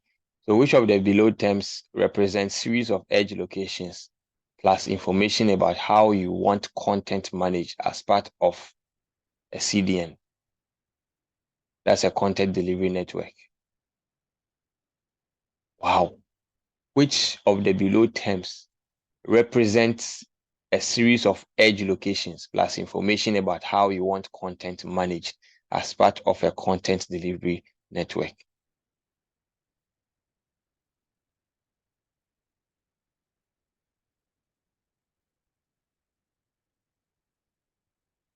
Hey, make you know happy say today all the answers to go day 1 1. Okay, so yes. We have distribution. Which of the following languages can be used to author CloudFormation templates? Okay, the answer changed small. I think we spoke about this. We spoke about this yesterday, huh? CloudFormation. Is it yesterday or some? We are choosing 2. So we have 2 and 4. We are choosing 2, okay? So Prince, you type 1, 2, 4. Yeah, no, the one was for the previous one. So Judith says 2 and 3. Josephine says 2 and 4. Okay, also chooses 2 and 3. So 2 is common. So let's choose 2. We need to appear this 2 and 3. Okay, so I think my 3 is the majority now. For me, I'm aware of the JSON, but the other one I've forgotten. But let's choose YAML. Since it's the majority. You need a managed low-cost relational database for your e-commerce. Which of the following should you use? Isa, are you still around or you are asleep?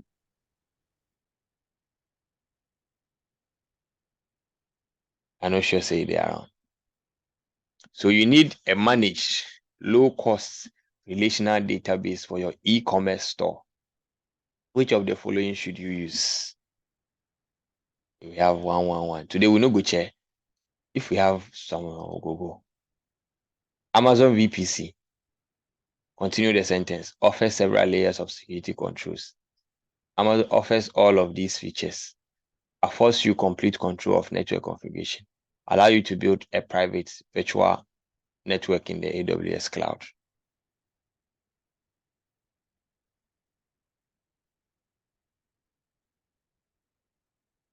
Okay, so we have 444 DDD.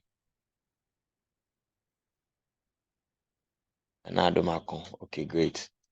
So which of the following AWS services should you use if you'd like to be notified when you have crossed a billing threshold? This one, they make no waste time.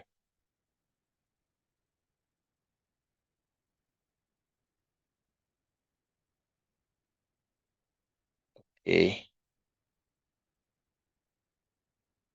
Josephine says 4.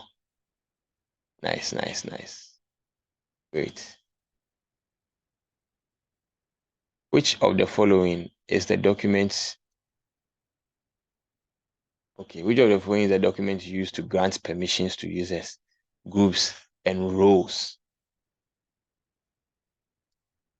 Listen, I remember a specific sentence from Okay.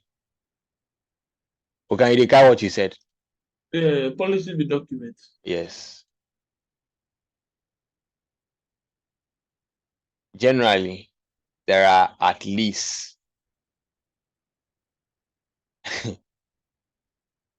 how many availability zones per reason? Per region or say per reason. So I see 2. Hey, this is why they confuse me. I beg, make you use ABC. Who could use ABC? Aha. So A. So those of you who have typed like 2, 2, 3, 3, just type the letters. So I go C. So I see B, B, B, B. A few A's.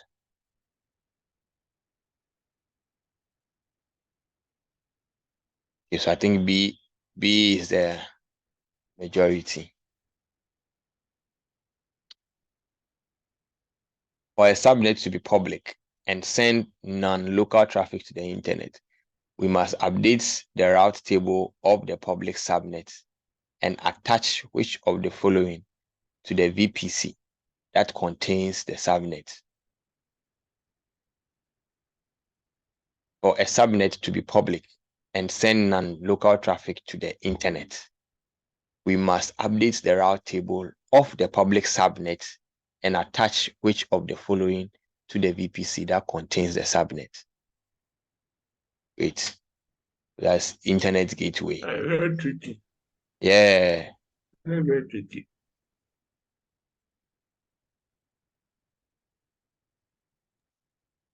Yeah, so that's B. I see no explanations. Explanation will come later. Yeah, explanation will come. Explanation will come. You see, we know they want day behind time then. And so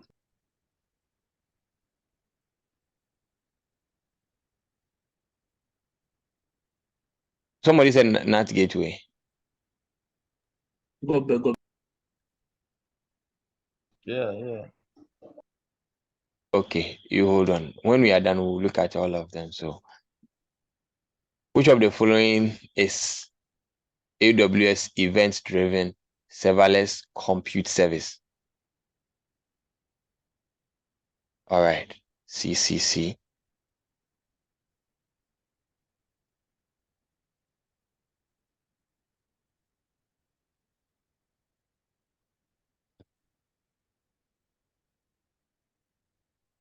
Judith, you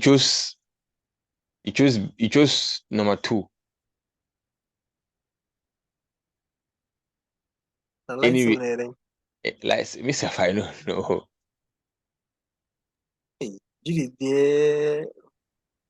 Oh, the Lambda. Oh, the Lambda. Yeah, Mr. I think it's Lambda. Okay, so You did it when we finish. I'll maybe you will just explain what light sail does for us to understand. Which of the following is AWS data warehousing service. Assign baby. Yes, Redshift. I am your core exams na money to complete the process of creating a multi-AZ RDS instance, you must copy the primary instance to a public subnet in a second availability zone. Huh? What is to, that? to complete the process of creating a multi-AZ RDS instance, you must copy the primary instance to a public subnet in a second. Yes. In Kobna, the if second you debug, availability zone. Is that? if you debug the question, explain how. Well, like, Yes. even the question can understand. Okay, so they are saying that for you to create a multi-availability zone database instance, right? A relational database instance. Now, you already have one instance in your first availability zone. Now, for you to create a multi-AZ, you have to copy the primary instance, right? That is what the one that you have in the first availability zone, right? You must copy it into the second availability zone. So you have to create a copy of what you have earlier to the second availability zone. That's just what they are saying. True or false? Replication. No, but the question is saying that you are creating multiple RDS database instances like in a second availability zone, right? But yes. you're saying, do you have to copy it into the public subnet or the private subnet? But in this case, it says public subnet. Public subnet. So which is false. Because I think in a second AZ, it has to be in a private subnet, right? That is the question. Yeah. So is it true or false? People are saying false. Let's select false. The one quick question. No? With this one, do you will go copy them or in yourself go replicate something? I think for me, if I remember, you create the RDS instances in both AZs, right? But for the second one, the second one should be in a private subnet, right? The second one should be in a private subnet, and then you connect the two. So whatever is done in the public subnet in the first availability zone will be replicated in the for the other side.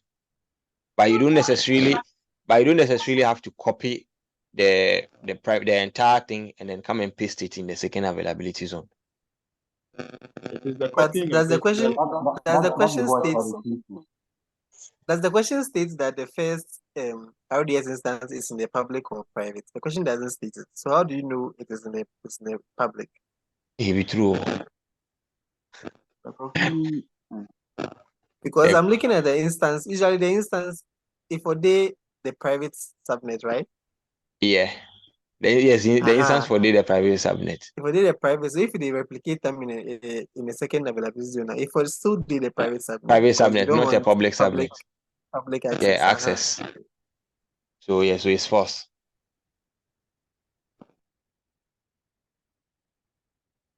Which of the following load balancers?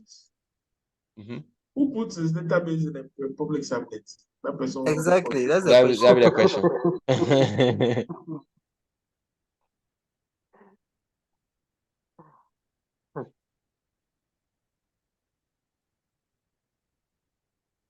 Which of the following load balancers uses listeners, targets, and target groups? This one part I don't know. I forget. I know this about forget. No. So for listeners, I think it's application. Lie. For listeners, should be one that is listening. Okay, so we have two answers for application. Judy says application, Prince says application. Any more? Any more response? As application. application.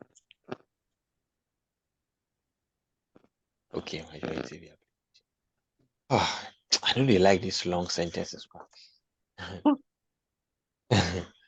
Your sales operations group would like to perform monthly analysis on large amount of sales activity. They want to be able to rank the performance of different territories, product categories, and sales channels. They will use visualization tools to generate graphical representations of the data, which AWS service will provide the best solution for storing the sales data.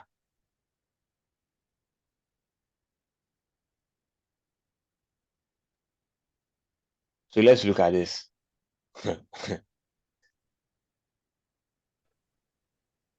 Want to perform monthly analysis of large amount of sales activity.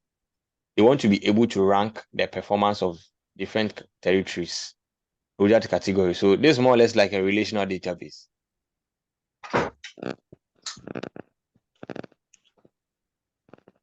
They will It's not a use relational database though.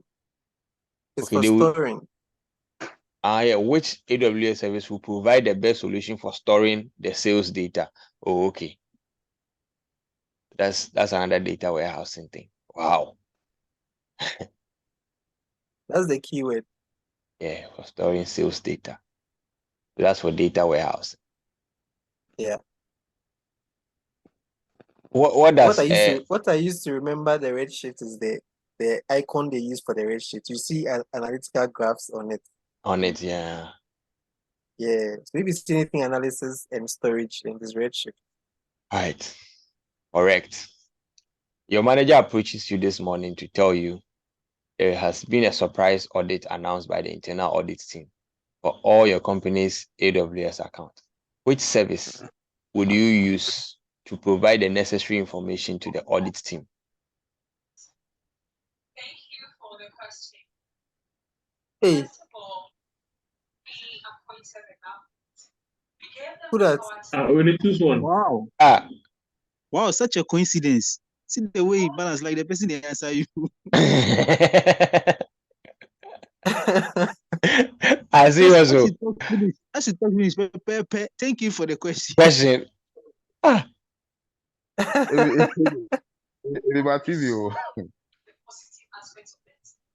They watch Ghana's Most Beautiful. Ghana was She still answer you. So that's CloudTrail, eh?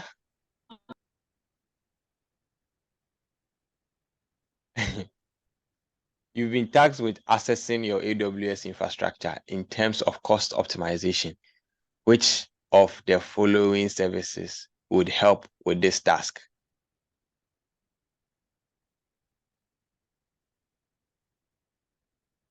Right. Trusted advisor. Which of the following AWS services gives you a personalized view into the performance and availability of AWS services underlying your AWS resources, alerting you and providing remediation guidance? Remediation guidance when AWS is experiencing events that may affect you.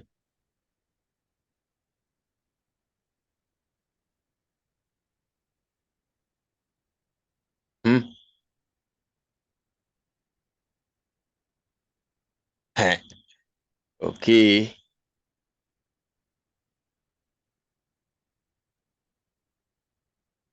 So I'm also thinking it's trusted advisor.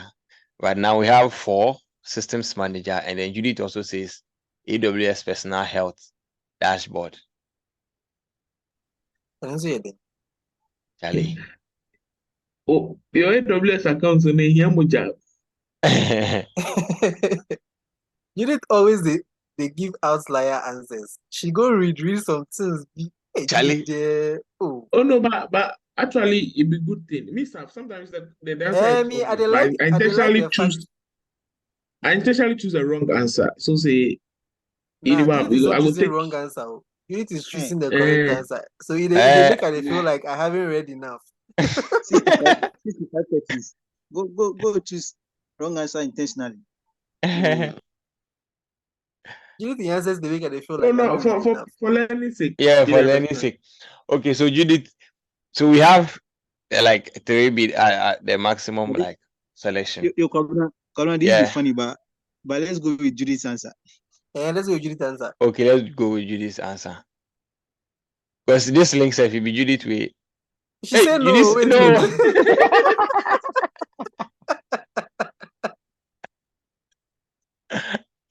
Judith, why no? You select the trusted advisor, we go. Yes, we go select. Come on, we go. Yeah, you can go see.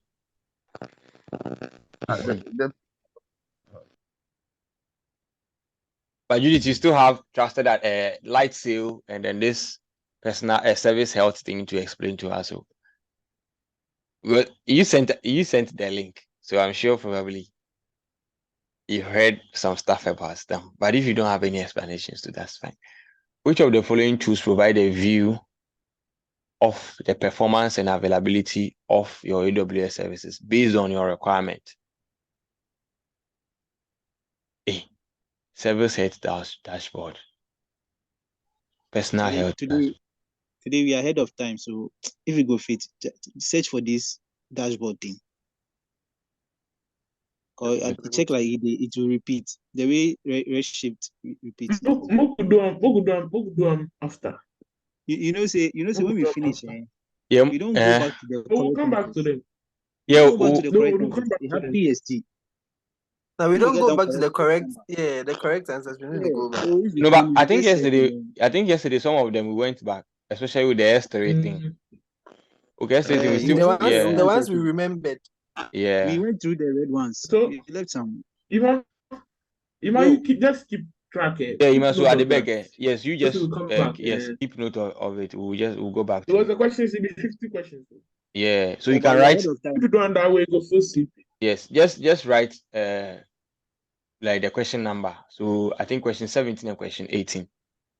Okay. Yeah, just write it. This will be 18. Yes, and then the previous one is 7. You screenshot the page now. We come back to and then just write light sale, the one that had light sale in it. You just write light sale. Okay, yeah. Then you mentioned another one, something system, something. Which other one? Or that be yes, yeah, light sale, and then the question 17 and the question 18. This one. Okay, cool. No problem. So this one, which one are we choosing? So can you choose 2, Judith 2, Jason 4, right 4, 23.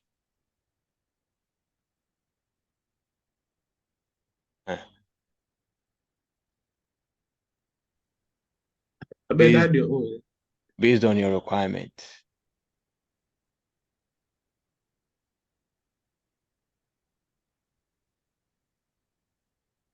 But based on your requirement, I don't think it applies to trusted advisor. So Angela says 4. Prince also choose 1. So I think 4 be the majority answer. See the question. It says, which of the following tools provides a view of the performance and availability of your AWS services? Yes, based on your requirement. We are looking at the health of your services. So anything close to service health, that is what I'm choosing. This one is below, but from the question, that be the only answer we have to get them. But let's choose any one of them. Yeah. Okay. So for those who choose 4, you are the majority. So yes. So you need to recreate an EBS volume that you have used previously. How much you go about doing that?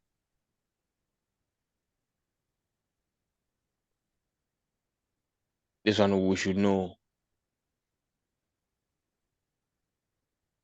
No, okay, we have not talked about EBS volumes.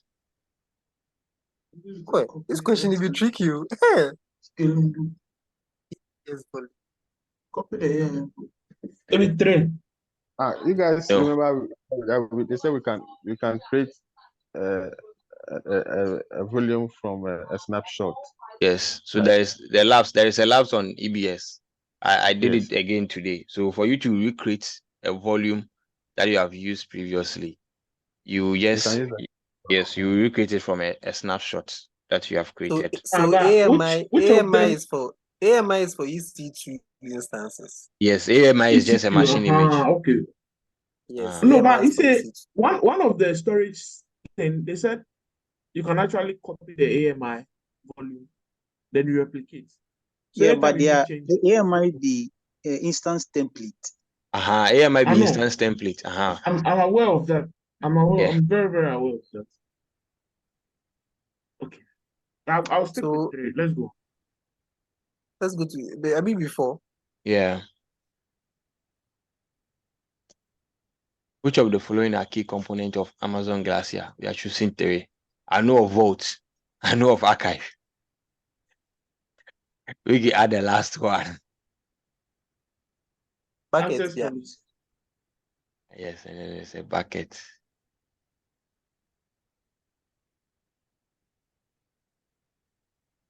Oh.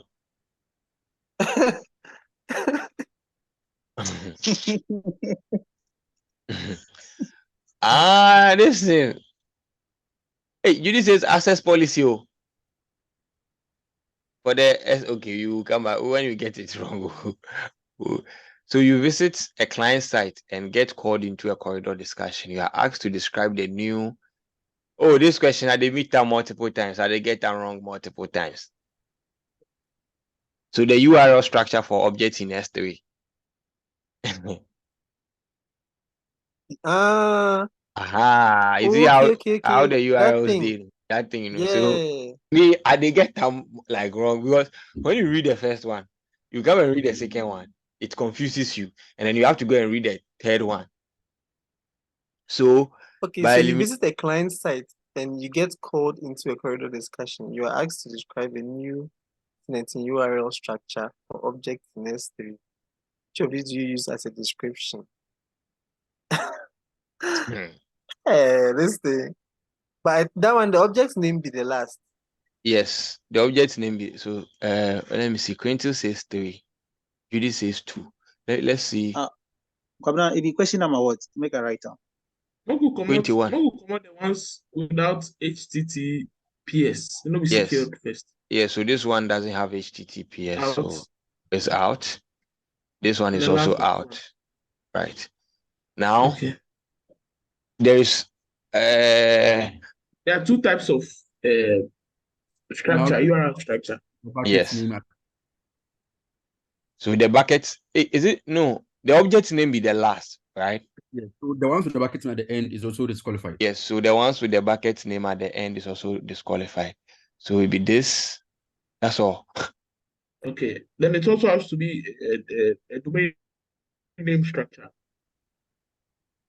Yeah, so it also has to be a domain name structure. So now we are looking at this one and this 3. This question. So HTTPS. So somebody chose 3, right? Okay, so let's see 3. The HTTPS, the S3 original point, then slash, then bucket name, then slash, then object name. It looks like it's that one. Hey, dot know the inside. Nah, don't know the inside. So this thing, what be them a mind for adding this the way they do Get it? Dotto. Just waste Some your of them time. get. Imagine you are the only one analyzing this thing. You see, Some gets dots. No, actually, it be 2 types and one. I remember The 2 types are no, don't know the one inside. the The one we read. So the 2 types, one has one is more structured like a subdomain, and one is structured like a page. So it ends with slash something. But the other one ends with dot something. You didn't say the last one. The object name dot something. Yeah, this thing, I read them, I forget. But Okay, so we have 5, and Judith also say let's pick. 5. I'll pick 5. Okay, then Moko I also pick 5. 5. Hey, no, Ah, not na be 5, I 5. go Go pick a up. 7. I beg. Hey, Charlie, the object name / the AWS regional endpoint. Hey, I beg, you write the relax. question number down. We're wrong. 5. We're wrong. Question number 21. Yeah, Five is wrong, though. yeah, the Bucket 5 name. be wrong. Five is wrong. It's If 5 is wrong. between 5 be zero wrong, if the object 3 and name for be 7. last. So it's between. It's So actually bucket between name. this. I go Charlie, choose 2. I'll choose 2. between 3 and 4. I'll choose 2. it's 3, it's 3. So it's 3. First, you start with the AWS regional endpoint, then the slash. Yesterday I did See, a relax. regional bonnet. You know, if it be 3, because you can't start with HTTPS, then the original point, then slash. It has to be No, backend name dot. it comes like There should be a dot. Charlie, S3 select one, make we go. Select one, make we go. Charlie, Yeah, Select we will come back.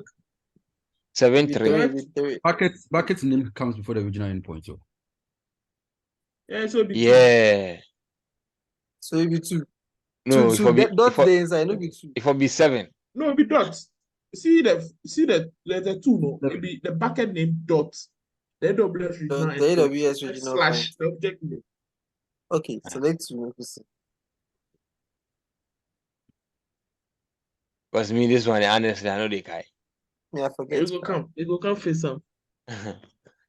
You have just created Just created a new bucket. a new bucket and uploaded a file into it. Will this be no. Will this be automatically Yes. viewable by anyone? Needs to be no. Which of the below allows you to restrict access to individual objects in an S3 bucket?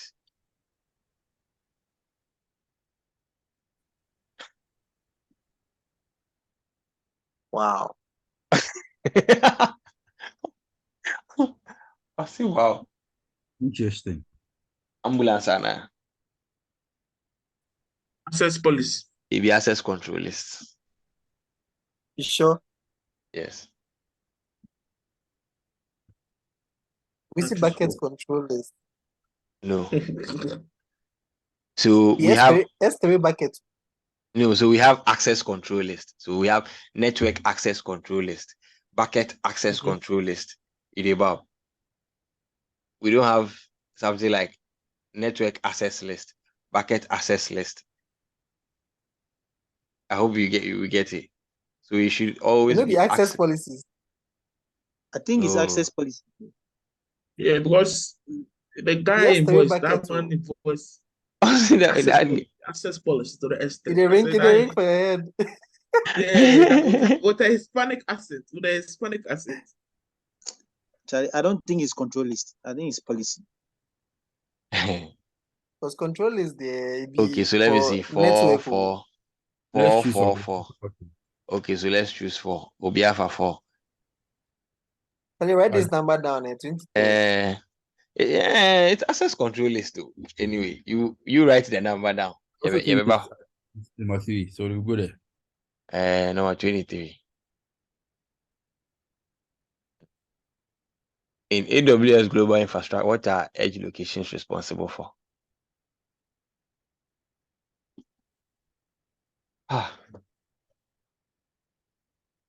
This one there. It be Coco Cra.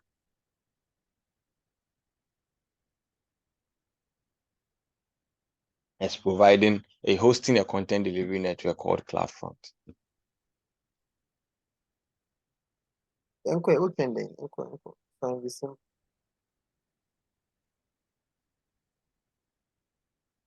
You need to implement an automated service that will scan your AWS environment with the goal of both improving security and reducing costs.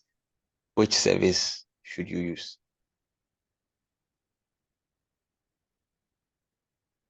So here there is assessment here, assessment.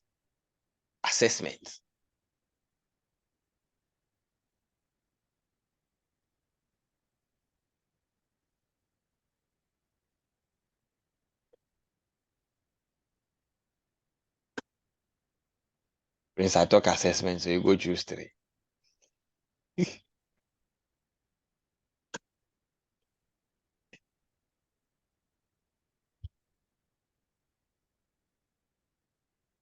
Okay, so there are ones.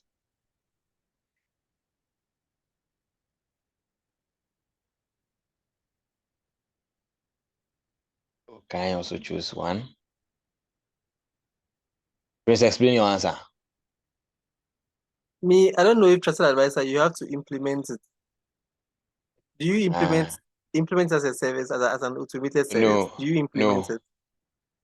No, it's automatic. You need to implement an automated service that will scan your AWS environment with the goal of both improving security and reducing costs. It doesn't know it's automatic. Yes, implement an automated service. Implement an automated service. Or maybe, okay. That will scan. Can config rules do costing? So if we do elimination tactics, what will we get? Eliminating tactics, CloudTrail and service catalog are out. So we're left with config rules and a trusted advisor. Okay. And I think when it comes to, improving security and then reducing costs, we are familiar with trusted advisor, but the whole thing is the implementation kind of element. But trusted advisor, but I thought it's paid, right? It's not free. You did say trusted advisor. Let's be trusted advisor. Let's go. Trusted advisor, I know it's not, you pay for it, so that's have to. With AWS Relational Database Service, which of the following are you responsible for? RDS, it's a managed service. So elimination, operating system installation and patching is out. Scaling is also out.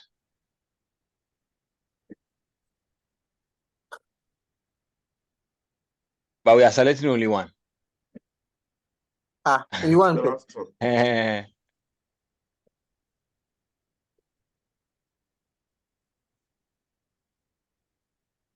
Okay.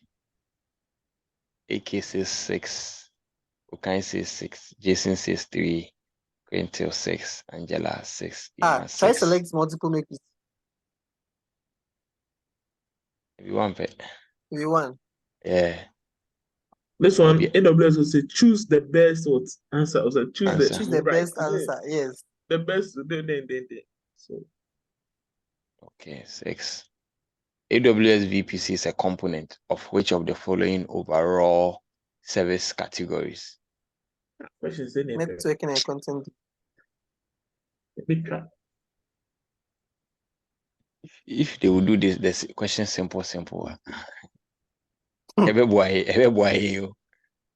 have a mission critical application that must be globally available at all times. Which deployment strategy should you follow? Globally available. Yes. Just you laugh. A bit true. Multi-region, multi-VPC into AWS. Last one. Yes. This one we faced a similar question like this before. Which of the below allow you to make entire buckets, like one hosting an S3 website public?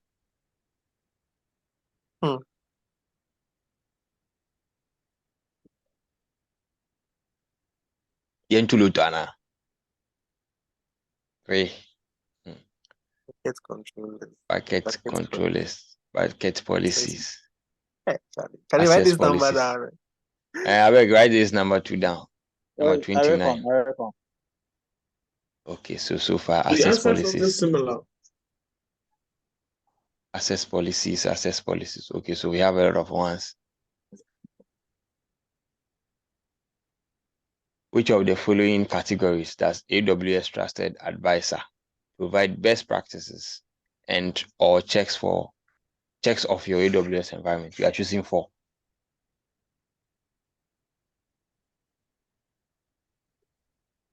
I think right size is out. Best practices. Availability of resources is also out. Yes, fault tolerance. Cost optimization. Security. Cost optimization. Security. Yeah. Cost Cost. optimization. I think performance. High availability. Hey. We have selected 3. We are left with 1. Performance. Now, fault tolerance is not part. Fault tolerance is not part. Performance. Yes, I think what? I think it's the 6 first there. 4. The first So it's 4. high availability. Because high availability and fault tolerance are more like almost the same thing. Yeah. Yeah. Hey, you did say it's part 2. What tolerance is part? Dog. So which one should we take out? Then we should take out the high availability. Then high availability should be out there. Yeah. Performance. Charlie, let's go. They make we no bomb this one. We bomb finish. The way we We go bomb finish you. The way that thing they go. It looks like we had a similar question like 2 or 3 days ago. I see high availability for inside. Let's go. Okay. Which of the following is AWS managed database service that is up to 5 times than a traditional MySQL database? Oro. That's Aurora. Hey, Aurora. Aurora. No, Judith, it is not Dynamo. It's relational database. So This one they wait. This one they have. I'm beginning to doubt Judith. Is a managed database service that is up to 5 times faster than a traditional MySQL database. You get it? So the MySQL thing makes it. Yes, we've met it before. So Aurora. Which of the following are valid access types for an IAM user? Valid access type for an IAM user. Elimination. Emergency is out.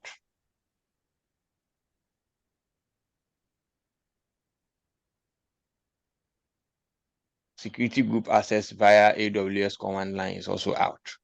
So we are left with these 3. Let's kill it.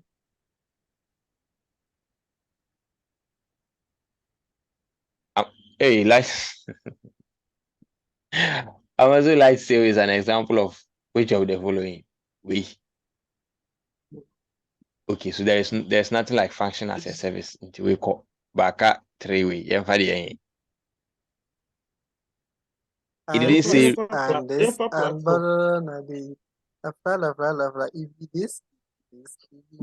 this answer. Did he say 2?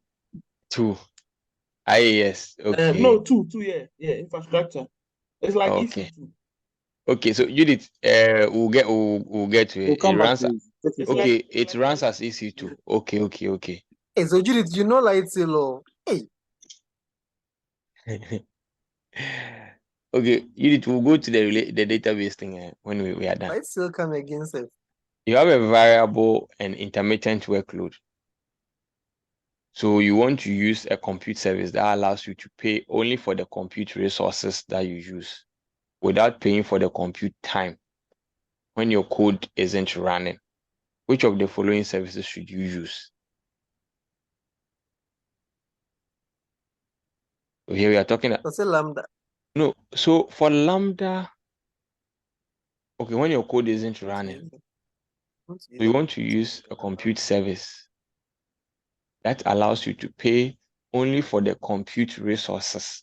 But for Lambda 2, you don't pay for the resources, so Anna. You don't pay. You pay because You program onto the platform. When you're running it, you pay for that. Okay, You it run is you pay as at when you use. Yeah, It's the when question be when you tricky, use the but it's resource. Lambda.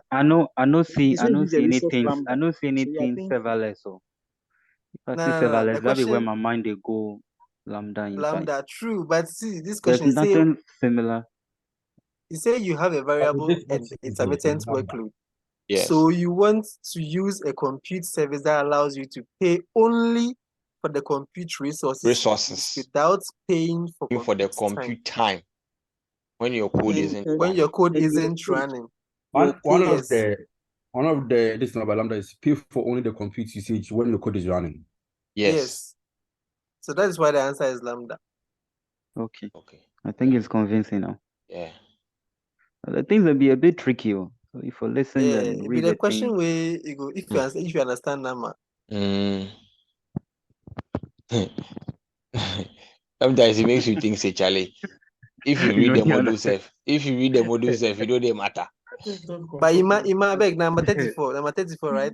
Yeah, Number 34. 34. It makes you It's not lose. about you don't know.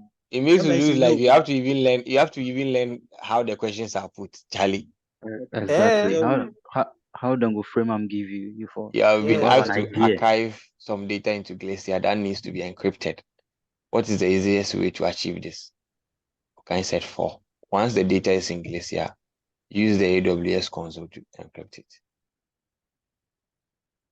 Judy says 3. Send the data to Glacier and do nothing more. All the data in Glacier is encrypted by default.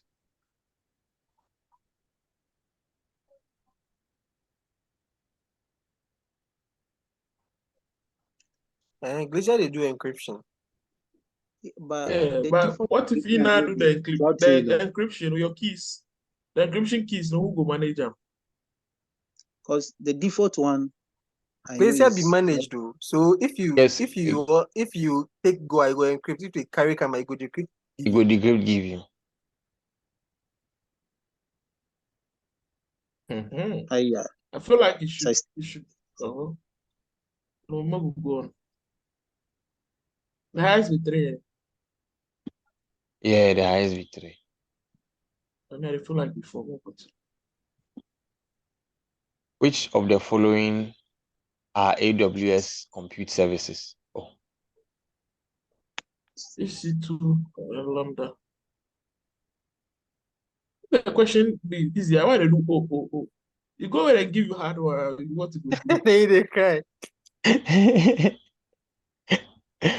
Which elastic load balancer type would best be suited to help you host your website? This one is the application. Application load balancer. Hey, or it be web.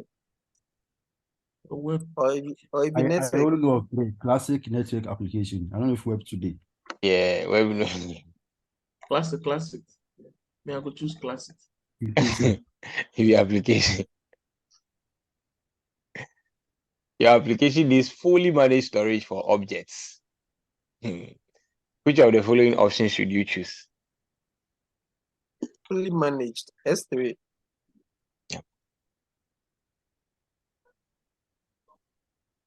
What happens when an RDS master database in a multi-AZ deployment goes down?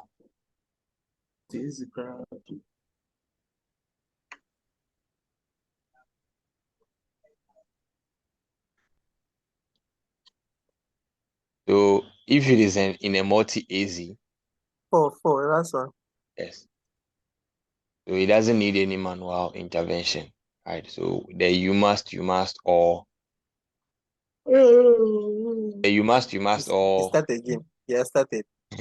is off. And then this one says you will suffer some data loss. That is also not true.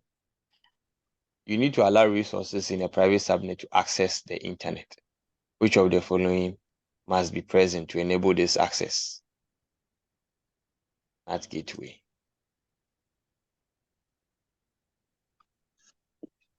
As an IT center team member, IT support center team member, you begin receiving calls from users about problems they are experiencing with your company's AWS-based point of sale system. You want to begin your investigation by checking with AWS for any service alerts they may be communicating. Which AWS tool will give you the information you seek? Funny, I don't know. Yourself. Ima, what you want? So for Yeah,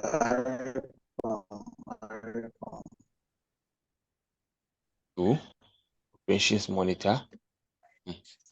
Who can say is one, global status center. So far we have two tools. We have one. Payment look to When we the get to these controversial questions, look for 3 minutes. Okay, so we have two tools. payment look to the two, right? Operations monitor. You notice that 5 of your 10 S3 buckets are no longer available in your account, and you assume they have been deleted.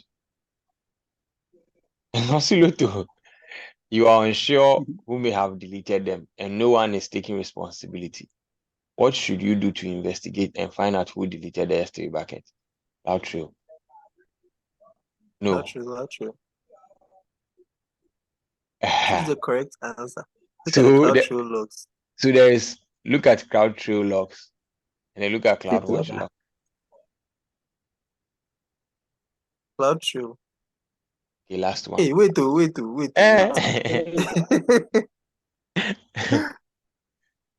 You want to know who is responsible? It has to be CloudTrail. But CloudTrail has to do with activities that is human, has human interference, right? Yeah. And then CloudWatch is more like system. Yes, CloudTrail. Because the question says, what should you use to investigate? Like investigate and find out who deleted the S3 bucket. Mm-hmm.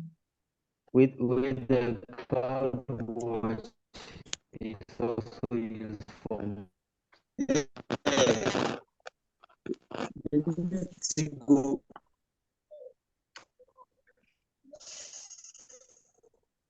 What? If my network? I forgot it's my network. I thought they check my Wi-Fi right now.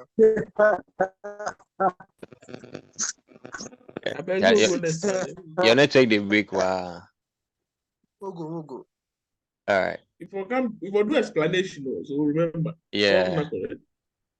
Wow. An EC2 instance in your VPC needs which of the following for the internet gateway to route its traffic to the internet? Public IP.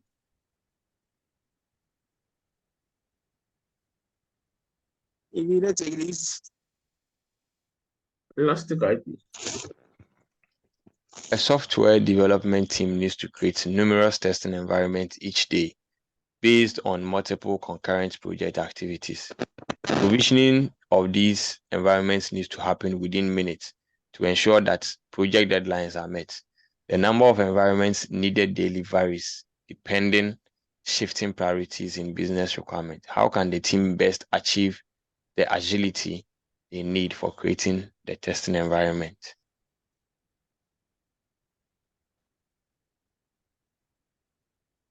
Hey, last one. What time you read the question finish, we read the last one.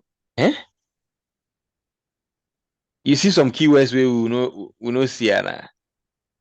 Maybe let me solve the question. Let's solve them already. Maybe let's solve already. Number 44. You might write time. Right 44. You need to store a collection of objects that can also be accessed from a different AWS. Yeah. Okay. That can also be accessed from a different AWS region. Which service should you use to do this? I think that one to be S3, huh? S3 is global.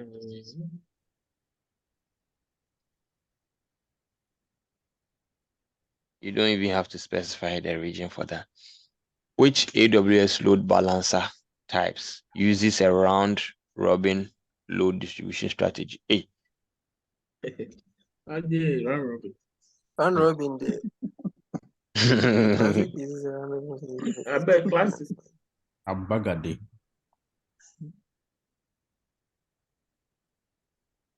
This one we don't know. So select anyone there. Chingly babu. Me mefa way. Mefa 2. Must you intro to you did says 2. Kunedu says 2. Quentin Please says 2. do I make a here? Chingly ones. Babu tele kunkunte. Babu tele kush.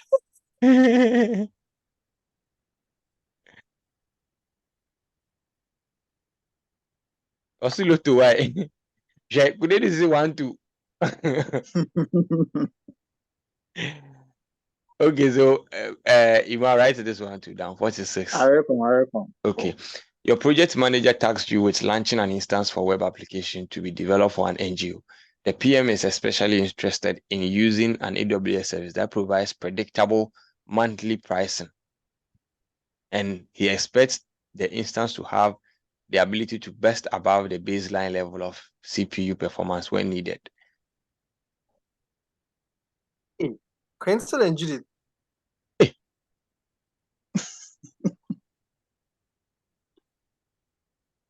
We know with the question finished if you answer. The lights Some of the question numbers I'm writing it. And the last video will go. The last video, Light is used to host web application. Okay, above CPU is the keyword. But what's it called? Crento, EC2 can be used to host a web application. Anna. Well, it make them light so they make them easier. A few clicks and you're there. Now Beanstalk. Yeah. Beanstalk to the host web application. But I know the answers inside. Nah, well, Beanstalk, you go take run your code. So. Yeah. Beanstalk they run web applications. They go you go write the code. They go You need a virtual hard disk for your EC2 instance. Which of your phone should you choose? Virtual hard disk. Simple storage. EBS. EBS. Nedu says 1. AK says 1. Unit says 1. The solution architect leading your project tells you the application your team is working on requires a managed NoSQL database. Oh, yes, Dynamo. Let's go. This be the ones with the sweet, you know. I swear. S3 is object storage suitable for storage of flat files like Word document, photos, and etc. True or false? Okay, true. True. See results. Close your eyes. 24%. 24%. Close your eyes. Error 34. 78. We passed. Charlie? Pass. Yeah, dear. There look so plenty. Yeah, the distribution, who get on the correct distribution? If you Judith. I think Judith said is distribution. Plus information about how you want content manage. We know Shadabom. Oh, we know Shadabom. 78. We go, gra. 78 be like 39 correct. Okay, so the second one be Yamo. Okay. Yamo Neding. Nimo. I bet Google on it. Yes, and not say JavaScript. Something markup language. This be Okay, JavaScript. yet another markup language. Different can be used for. I beg the cloud formation. So, if I understand that one, cloud formation be like template, right? So you You say that mention you program like the template of your cloud infrastructure, how you want the whole thing to be like. What I say. So you use that is the service that you use to model it, and then but I don't know how. I don't know how you use it to. I mean, do your implementation, but the information is just it just allows you to create that template. So the next time that you want to create another one, you don't need to start from scratch. You just use the template and then you are good to go. All right. Just like you creating a website and then you download a theme, right? You only have to edit the titles and then some of the content and you are good to go. You don't have to build everything from scratch.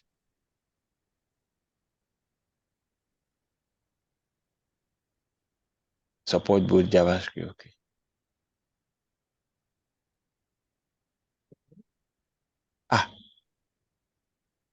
Charlie? Office. Not say Okay. We don't pay attention.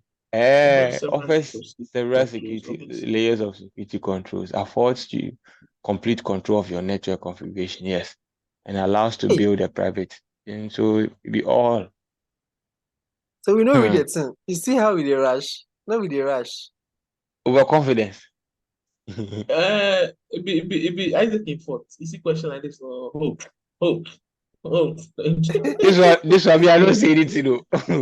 Oh, it is something. This one, I don't say anything. I know this guy himself. We Hey, this question. That was a budget. Which one? When you cross the billing, because it be the CloudWatch. Nah, wait. No. CloudWatch actually does that. So CloudWatch yes. No. So you will set your budget and then all that, right? But the service, yes, the service that will notify you is CloudWatch. So based on the metrics that you have set, when you exceed that, CloudWatch will now trigger that notification. So relax. But it says which service should you use so if you'd like to be notified. If you'd like to be notified, not configure your budget. Okay. So the notification, So you see, a CloudWatch alarm can be set to monitor spending on your AWS account. Hey, Charlie, we know they read the questions. Right now, the questions I will read them 4 times for answer. It says here, budget sets custom, track your course usage, and respond quickly to alerts received from mail or SNS notification. This is on their platform. We want that. AWS budget. But the CloudWatch. But okay, if you read on CloudWatch too, let's see. The CloudWatch they monitor. So if you monitor, if you CloudWatch way they monitor. What they monitor? But budget no. So assuming we get AWS SNN, SNS. SNS. In the possible answers, what we go pick? So going to the thing do SNS. You are not using SNS. SNS is part of the service to send you the notification. Notification. So yes. You use a service which will work with any SNS to notify you. Do you understand? Yeah. So if you don't implement CloudWatch, I think that when you do. So in this case, even I come for here. This CloudWatch is selected. So what you do is this. What you do is this. CloudWatch. Isaac, showing you. Copy the question and put down for Google Forms. It's notifying you that your budget has been exceeded. SNS is the medium which it is used to notify you. Exactly. And if you can set your budget, but you use go feel copy the question, sir. Say the case. Go down. No, you know they select. You will click and drag. Yeah, they come. Make I just some extension there you go feed activate them, select them. Oh, I reset my browser. Now they full. So okay, we extension that just give me now. I get some extension you are the few use, but yeah, today I reset them. Now my extension. Yeah, they use ChatGPT. I bet Google and first ChatGPT go finish. Maybe some Which of the article maybe or following something. AWS services should you use if you'd like to be notified when you have crossed a billing threshold? A. CloudWatch. B. AWS cost allocation. C. Trusted advisor. And D. AWS budget.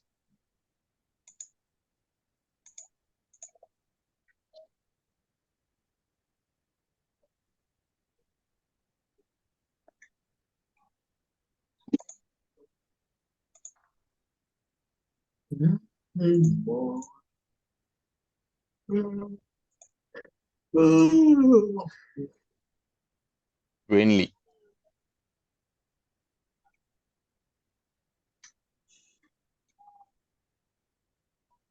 Oh. Okay, finance. Let me go to another website. ChatGPT say budget.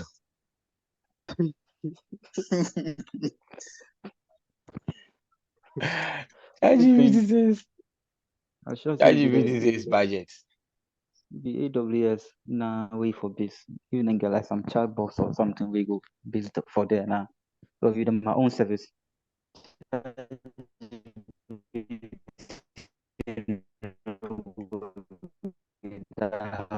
beg, it be my network or it be you? No. You know your network. Aye.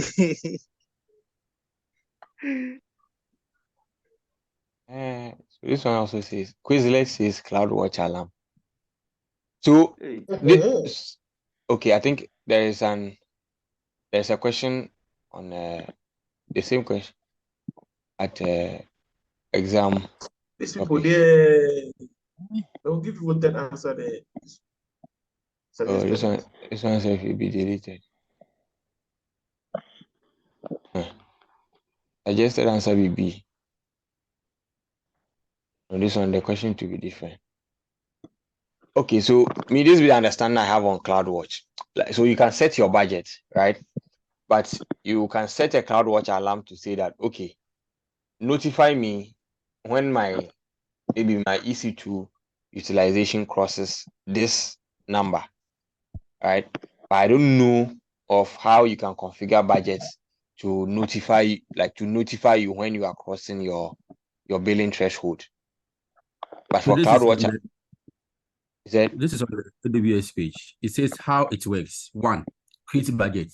2, get alerted. That is, receive alert when you receive your budget. 3, respond with actions. This is how AWS budget works on their own website. So this one, the website has. And it even say that receive alerts, implementing CloudWatch or anything. It says 1, create a budget. That is, customize how you want to spend your budget. And 2, get alerted. Receive alert when you exceed your budget. 3, respond. But it doesn't say it's budget that gives you the alert. It says maybe you receive the alert, but probably it's CloudWatch that gives you the alert. Although we have budget now. Economic is not a question. Do you get my point? So the question is this: which of the following AWS services should you use if you would like to be notified when you have crossed a billing threshold?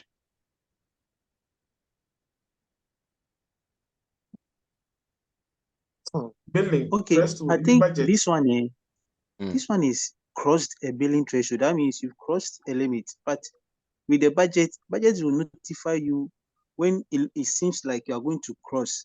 When you used more than you used last month as at a particular time. I don't know if you guys got what I'm saying. Yeah, I get it. So budget doesn't wait for you to cross.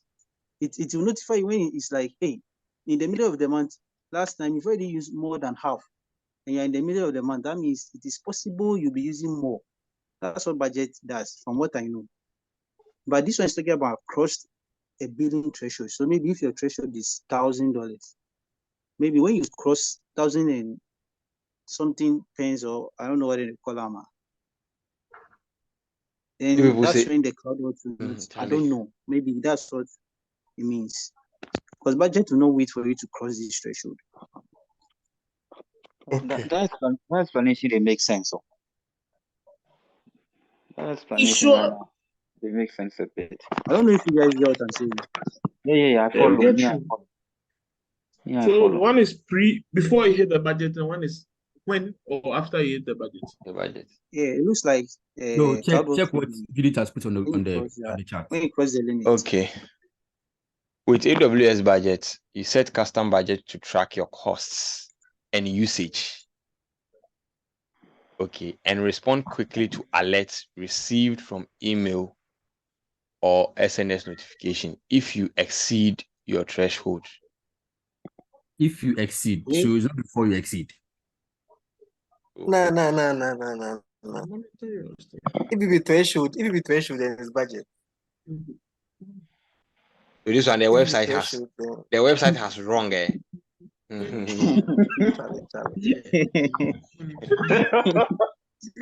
You know what will be funny?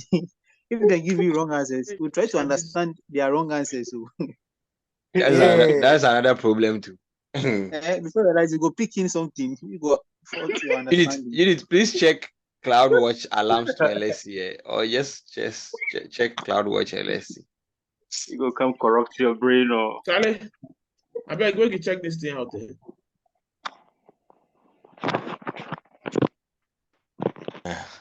You can monitor your estimated AWS charges by using Amazon Cloud. So here we are also looking at billing. Now with budgets, yes. I saw costs and usage. And then this question says, this question also says billing threshold. So let's use estimated AWS charges by using CloudWatch. When you enable the monitoring of estimated charges for your AWS account, the estimated charges are calculated and sent several times daily to CloudWatch as a metric data. This is estimated. This is not threshold. This has nothing to do with budget. So the answer be wrong. Then I'm gonna meet the website has seen. In this case, let's move on. We'll get something. Understand later. If you spoil, since the other time you get 100%, you want to understand why you get anything wrong. That 100, I'm not sure. Say you can sometimes I'm too. So skill builder to TV. Charlie, look at this question. How come? Yes, this is 3. If it I talk 3 for money. Which I choose 3. It be 2. Derek talk 2 too. They say at least two. Every time you at least 2 availability. Talk these things so many times. Charlie, now they doubt this website too. But the three to me to hear that thing before. You see that me to hear that thing before. I don't know whether that policy is IA something. The one that's no upfront. One gives you at least 3.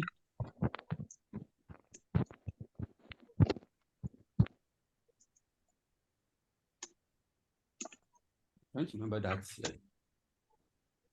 Please, I don't say the 3 availability zones. Okay, yeah. So I just did a quick Google search.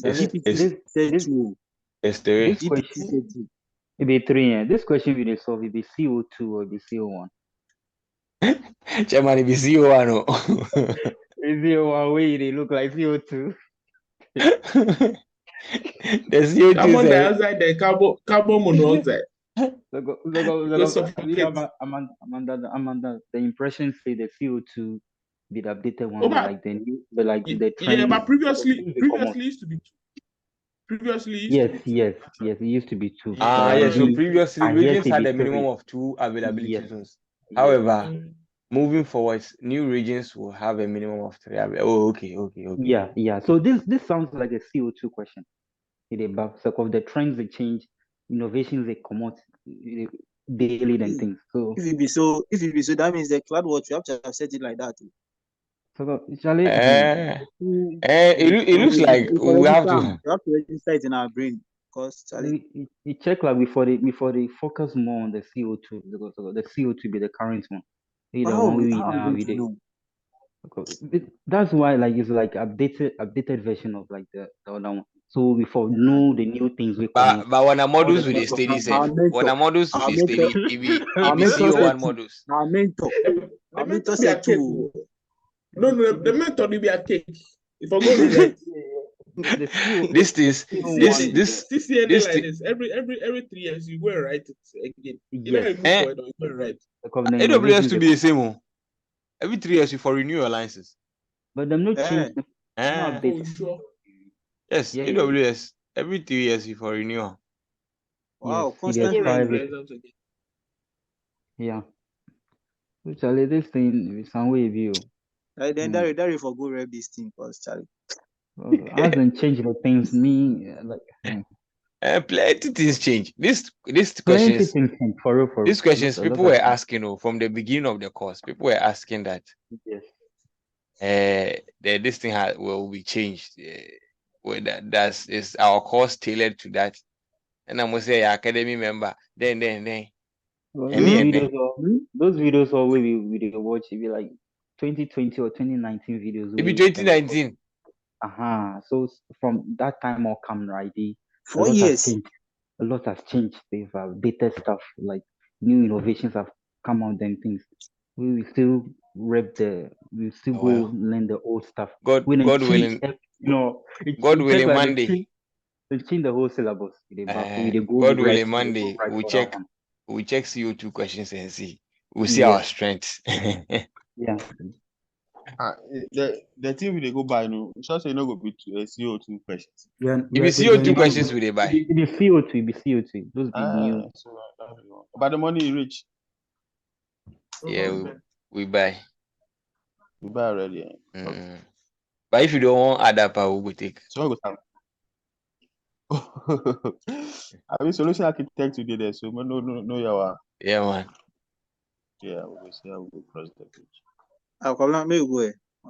Yeah. So what's the next question? Or we should just go through it one after the other. Okay. So data warehouse and this Redshift. Event-driven serverless compute service. Okay, I think this one Lambda. We're all on the same page. And then the database one. So yes, the answer was false. You must copy the instance to a private subnet, so not a public. Okay. And this one too. Application load balancer. ALB uses listeners target, right? Okay, and this question, yes, question 14, Adekai. For storing, right? So that's also Redshift. Common queries based on preferred set of dimensions. Redshift organizes the data for. So it'd be like we started writing from question 17. Yeah.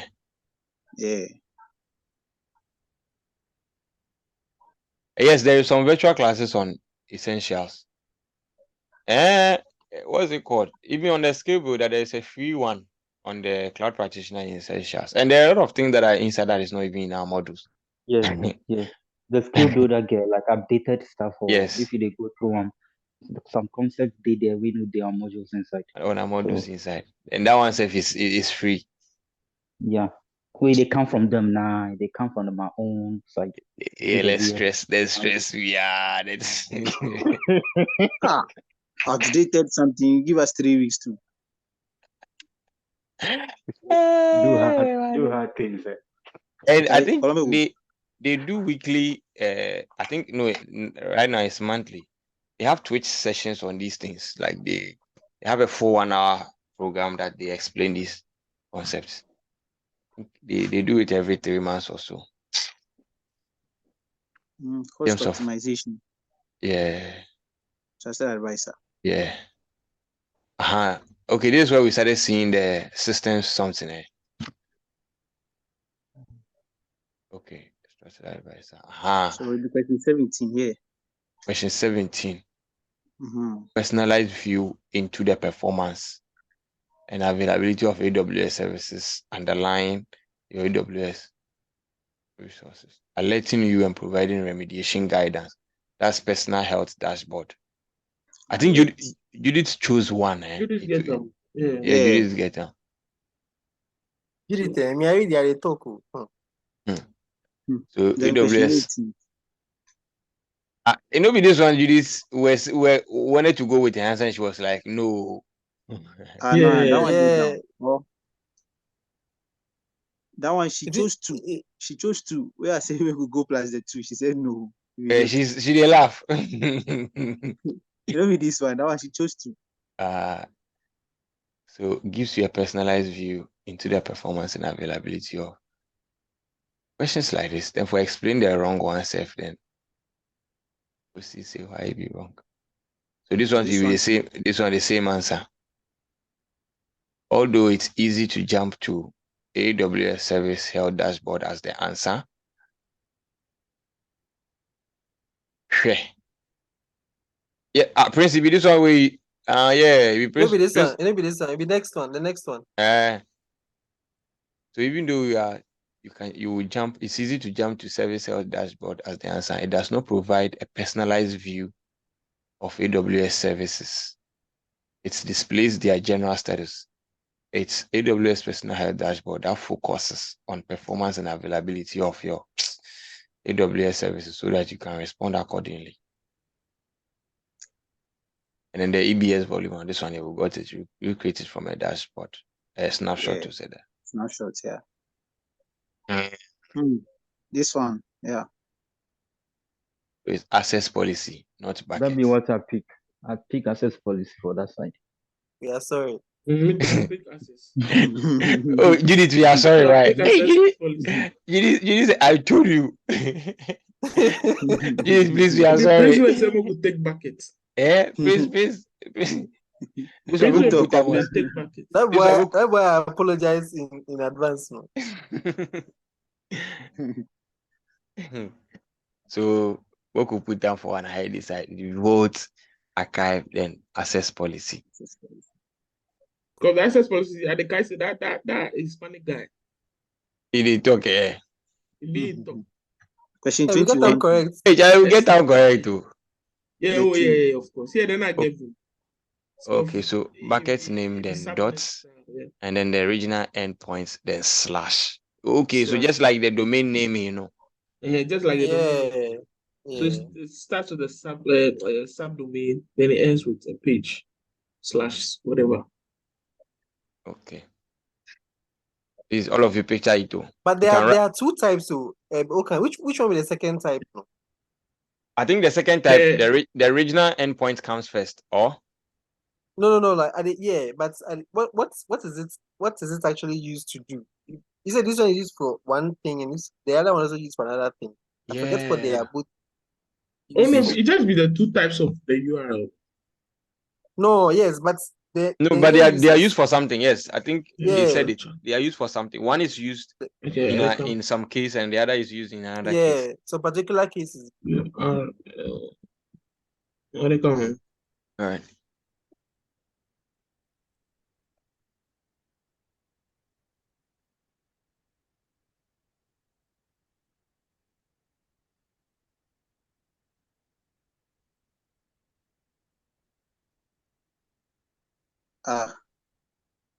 What they go on? My network.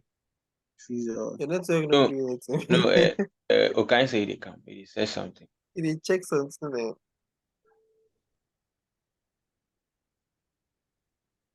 there. Hey, look at the time. 12:32.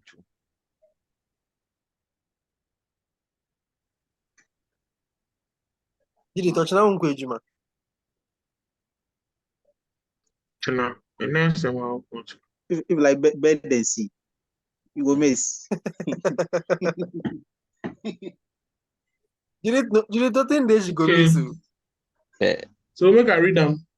Yeah, read them.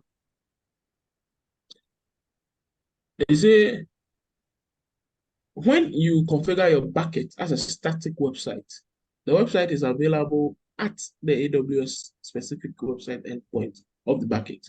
Website endpoints are different from the endpoints where you send REST API requests. Okay, so depending on your region, your AWS, your Amazon S3 website endpoints follow one of these two formats. So it has to do with the region. They play any other role.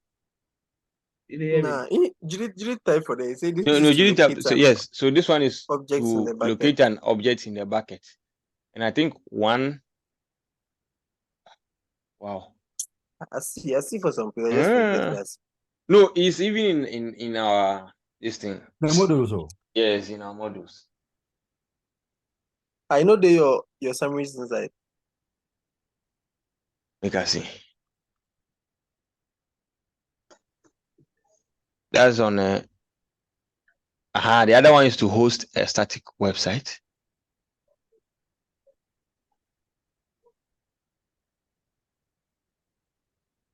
This one says S3. Yeah. So that's on one storage. is to host static websites, and one is to access the objects from the bucket. Buckets. Yeah. Hey, you sure? Yeah, Adikai. Yeah. Where you put them for? You put for the chat inside. I haven't seen it. Scroll go up. Jason, I beg go confirm. Yeah. It did one of our modules inside. Okay.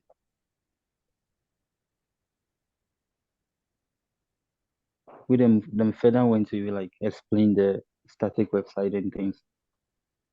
Module 6 be storage, eh? Yeah. No, module module 6 be compute. So it be 7 maybe. 7 be storage. Yes, they talk something. Or Yeah, you put something. See. Website endpoint examples. The following examples show how you can access configure service. So example 1, requesting an object at the root level. To request a specific object that is stored at the root level in the bucket, use the following structure. So the bucket name .s3, website, region, blah, blah. Then the second one has to do with the following URL requests the document.html. That be the website, static website. So it will be true. Yeah, so one before. Okay. One before static website, then one before object. Object. From a root system. Yeah, even what be the next? This one. This one, me too. I said it. I said it. That is access control list. You busy. This one cry. I talk again. This one I talk again. I don't know if boys carry, but I talk again. It will be as for if you to allow or restrict access to individual buckets, it's access control list, not access policy.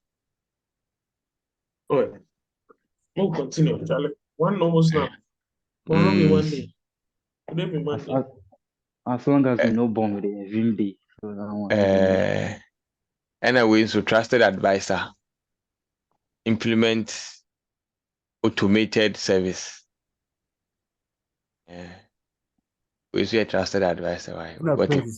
Cloud rules. So config rules. Abi will no bomb, so this one no apologies. And what is this? Which relational database service? Which relational database? Which of the following are you responsible for? Okay. The optimizing of your application. Hey. This one where you say select the best answer. Yeah. This one they get correct. Optimization. Yeah. Optimizing of your application, yeah. And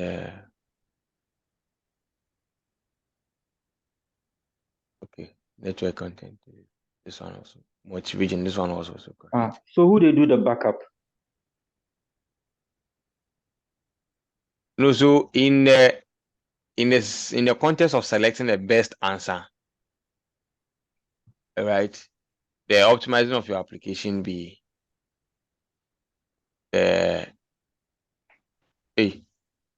What be the question again?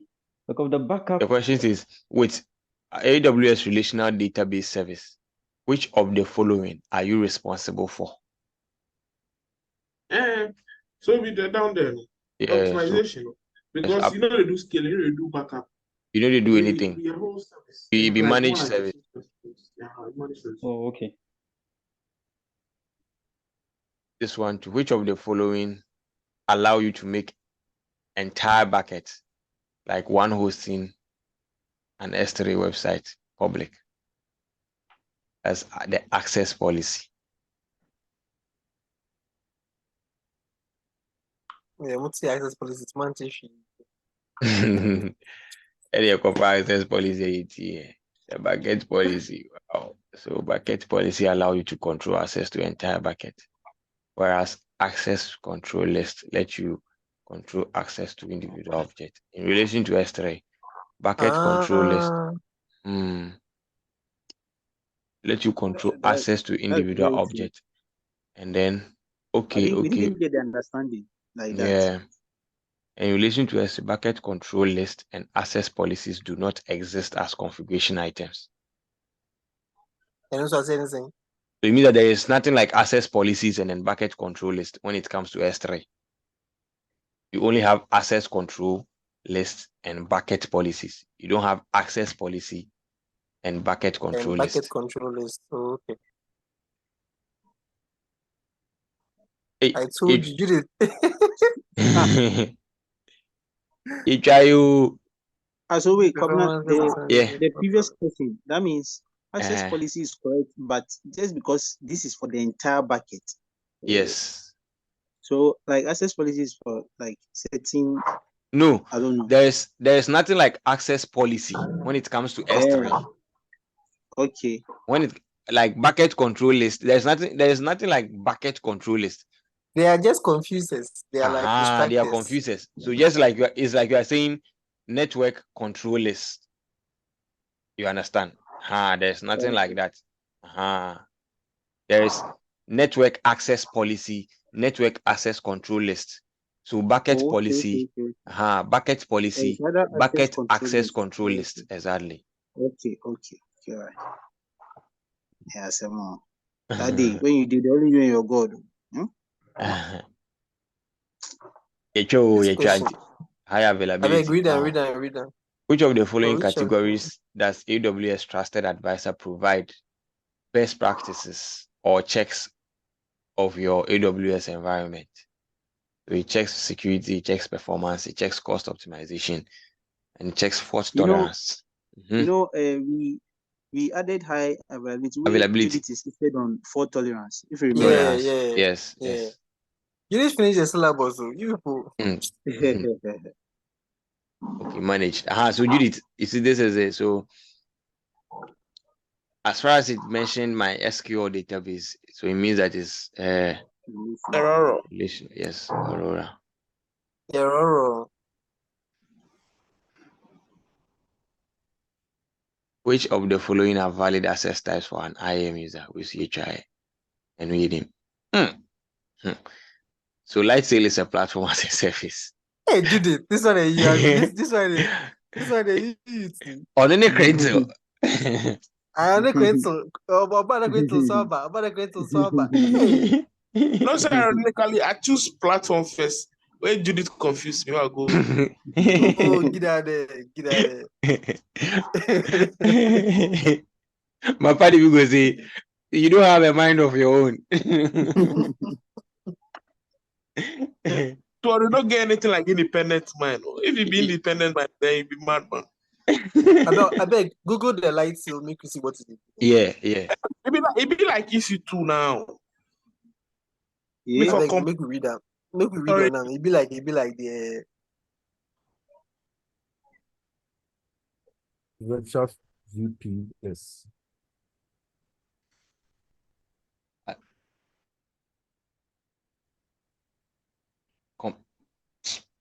I don't know which one are they read, Seth. Oh, wait there. Make I just go back then. Read. So Lightsail provides developers compute, storage, and networking capacity and capabilities to deploy and manage websites and web applications in the cloud. Just quickly. So it means that it has everything: virtual machines, containers, databases, CDN, load balancers, and okay, DNS. so it's just like EC2. Yeah. So it's more or less like instead of having a system unit, a monitor, a mouse, and a keyboard, you just get a laptop. So Lightsail is more or less like a laptop version, huh? Yeah, where EC2 is like a only a desktop. Yeah. Like it's a system unit. A system unit, yeah. So it's also a virtual machine. Yeah, like Lightsail has everything. I don't know how to explain it, but Yes, it's but like for EC2, it means that you still have your beanstalk or whatever service that you need to attach. But Lightsail kind of have like everything. You get it? So Make I explain them this way. Okay. You don't do soup. You get tomatoes, you get your fish, you get your pepper, you get your onions, you get the ingredients. Put in the good table. So that be easy too. When Lightsail be, you get some base be. That one Lightsail be like the one that they sell, the one that they sell for market, you know. So if we just come for bowl inside, yes, so they blend everything, give you. Yes, unkulenu. Kulenu. That's one. So I bet one be a bed, they one be kulenu. Okay, but what is some of the use cases? Okay, Judy say why soup? Oh, but I'm using it for example. And I did it. They ask why. What be the use cases for Lightsail? Why would you choose Lightsail? Web applications mainly. Yes, mainly for web applications. Oh, okay. Okay, Charlie, 3040 was some contention bill. Read down. So you have a variable and intermittent workload. So you want to use a compute service that allows you to pay for only the compute resources you use without paying for compute time when your code isn't running. So I think this is a catch. So without paying for compute time when your code isn't in code. Judith chose Lightsail. I told Lambda where I stay because I don't know if you can. Why you did washroom? They were sure. Oh boy. It is I said louder. So I think this is it. So when your code isn't running, you are not paying. You only pay for when your code is running. 35 was some issue. Yes, 35. You've been asked to archive some data into Glacier that needs to be encrypted. What is the easiest way? So we chose this one. So data stored in Glacier is encrypted by default. So nothing else needs to be done. Although you can encrypt your data before sending it to Glacier, unless you need the extra security. This brings over using the inbuilt encryption. This is not needed. Encrypting the data in place once, it's not possible. So it's not a valid option. Okay. So which one? ABS3? Which of them were you for? You can choose to encrypt. Is it S3? Yes, I think that's the S3. You can encrypt the data before you push it into your. Judith, is it true? Judith, I beg answer.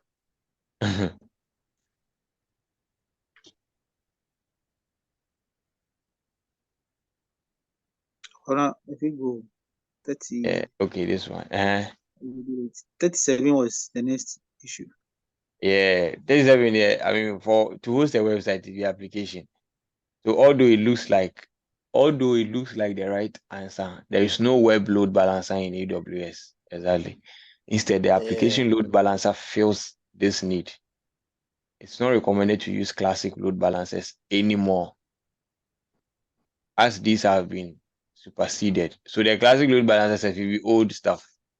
Yeah, it'd be very old. Then talks it'd be outdated. So you need to be more specific. So either application or the other one can be what? Network, yeah.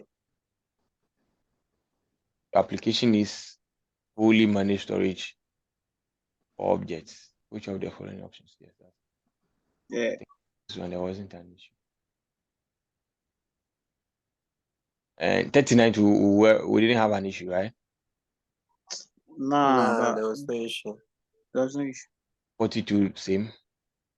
No, we had issue with 40. 41. Okay. 41, 42.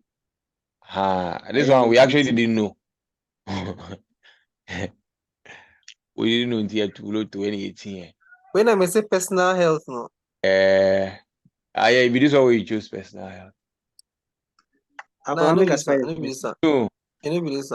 No, yours it was something service, and you were like, yeah, it was service health. Service. Service. I think it's the next one. Guys, make you stop the record.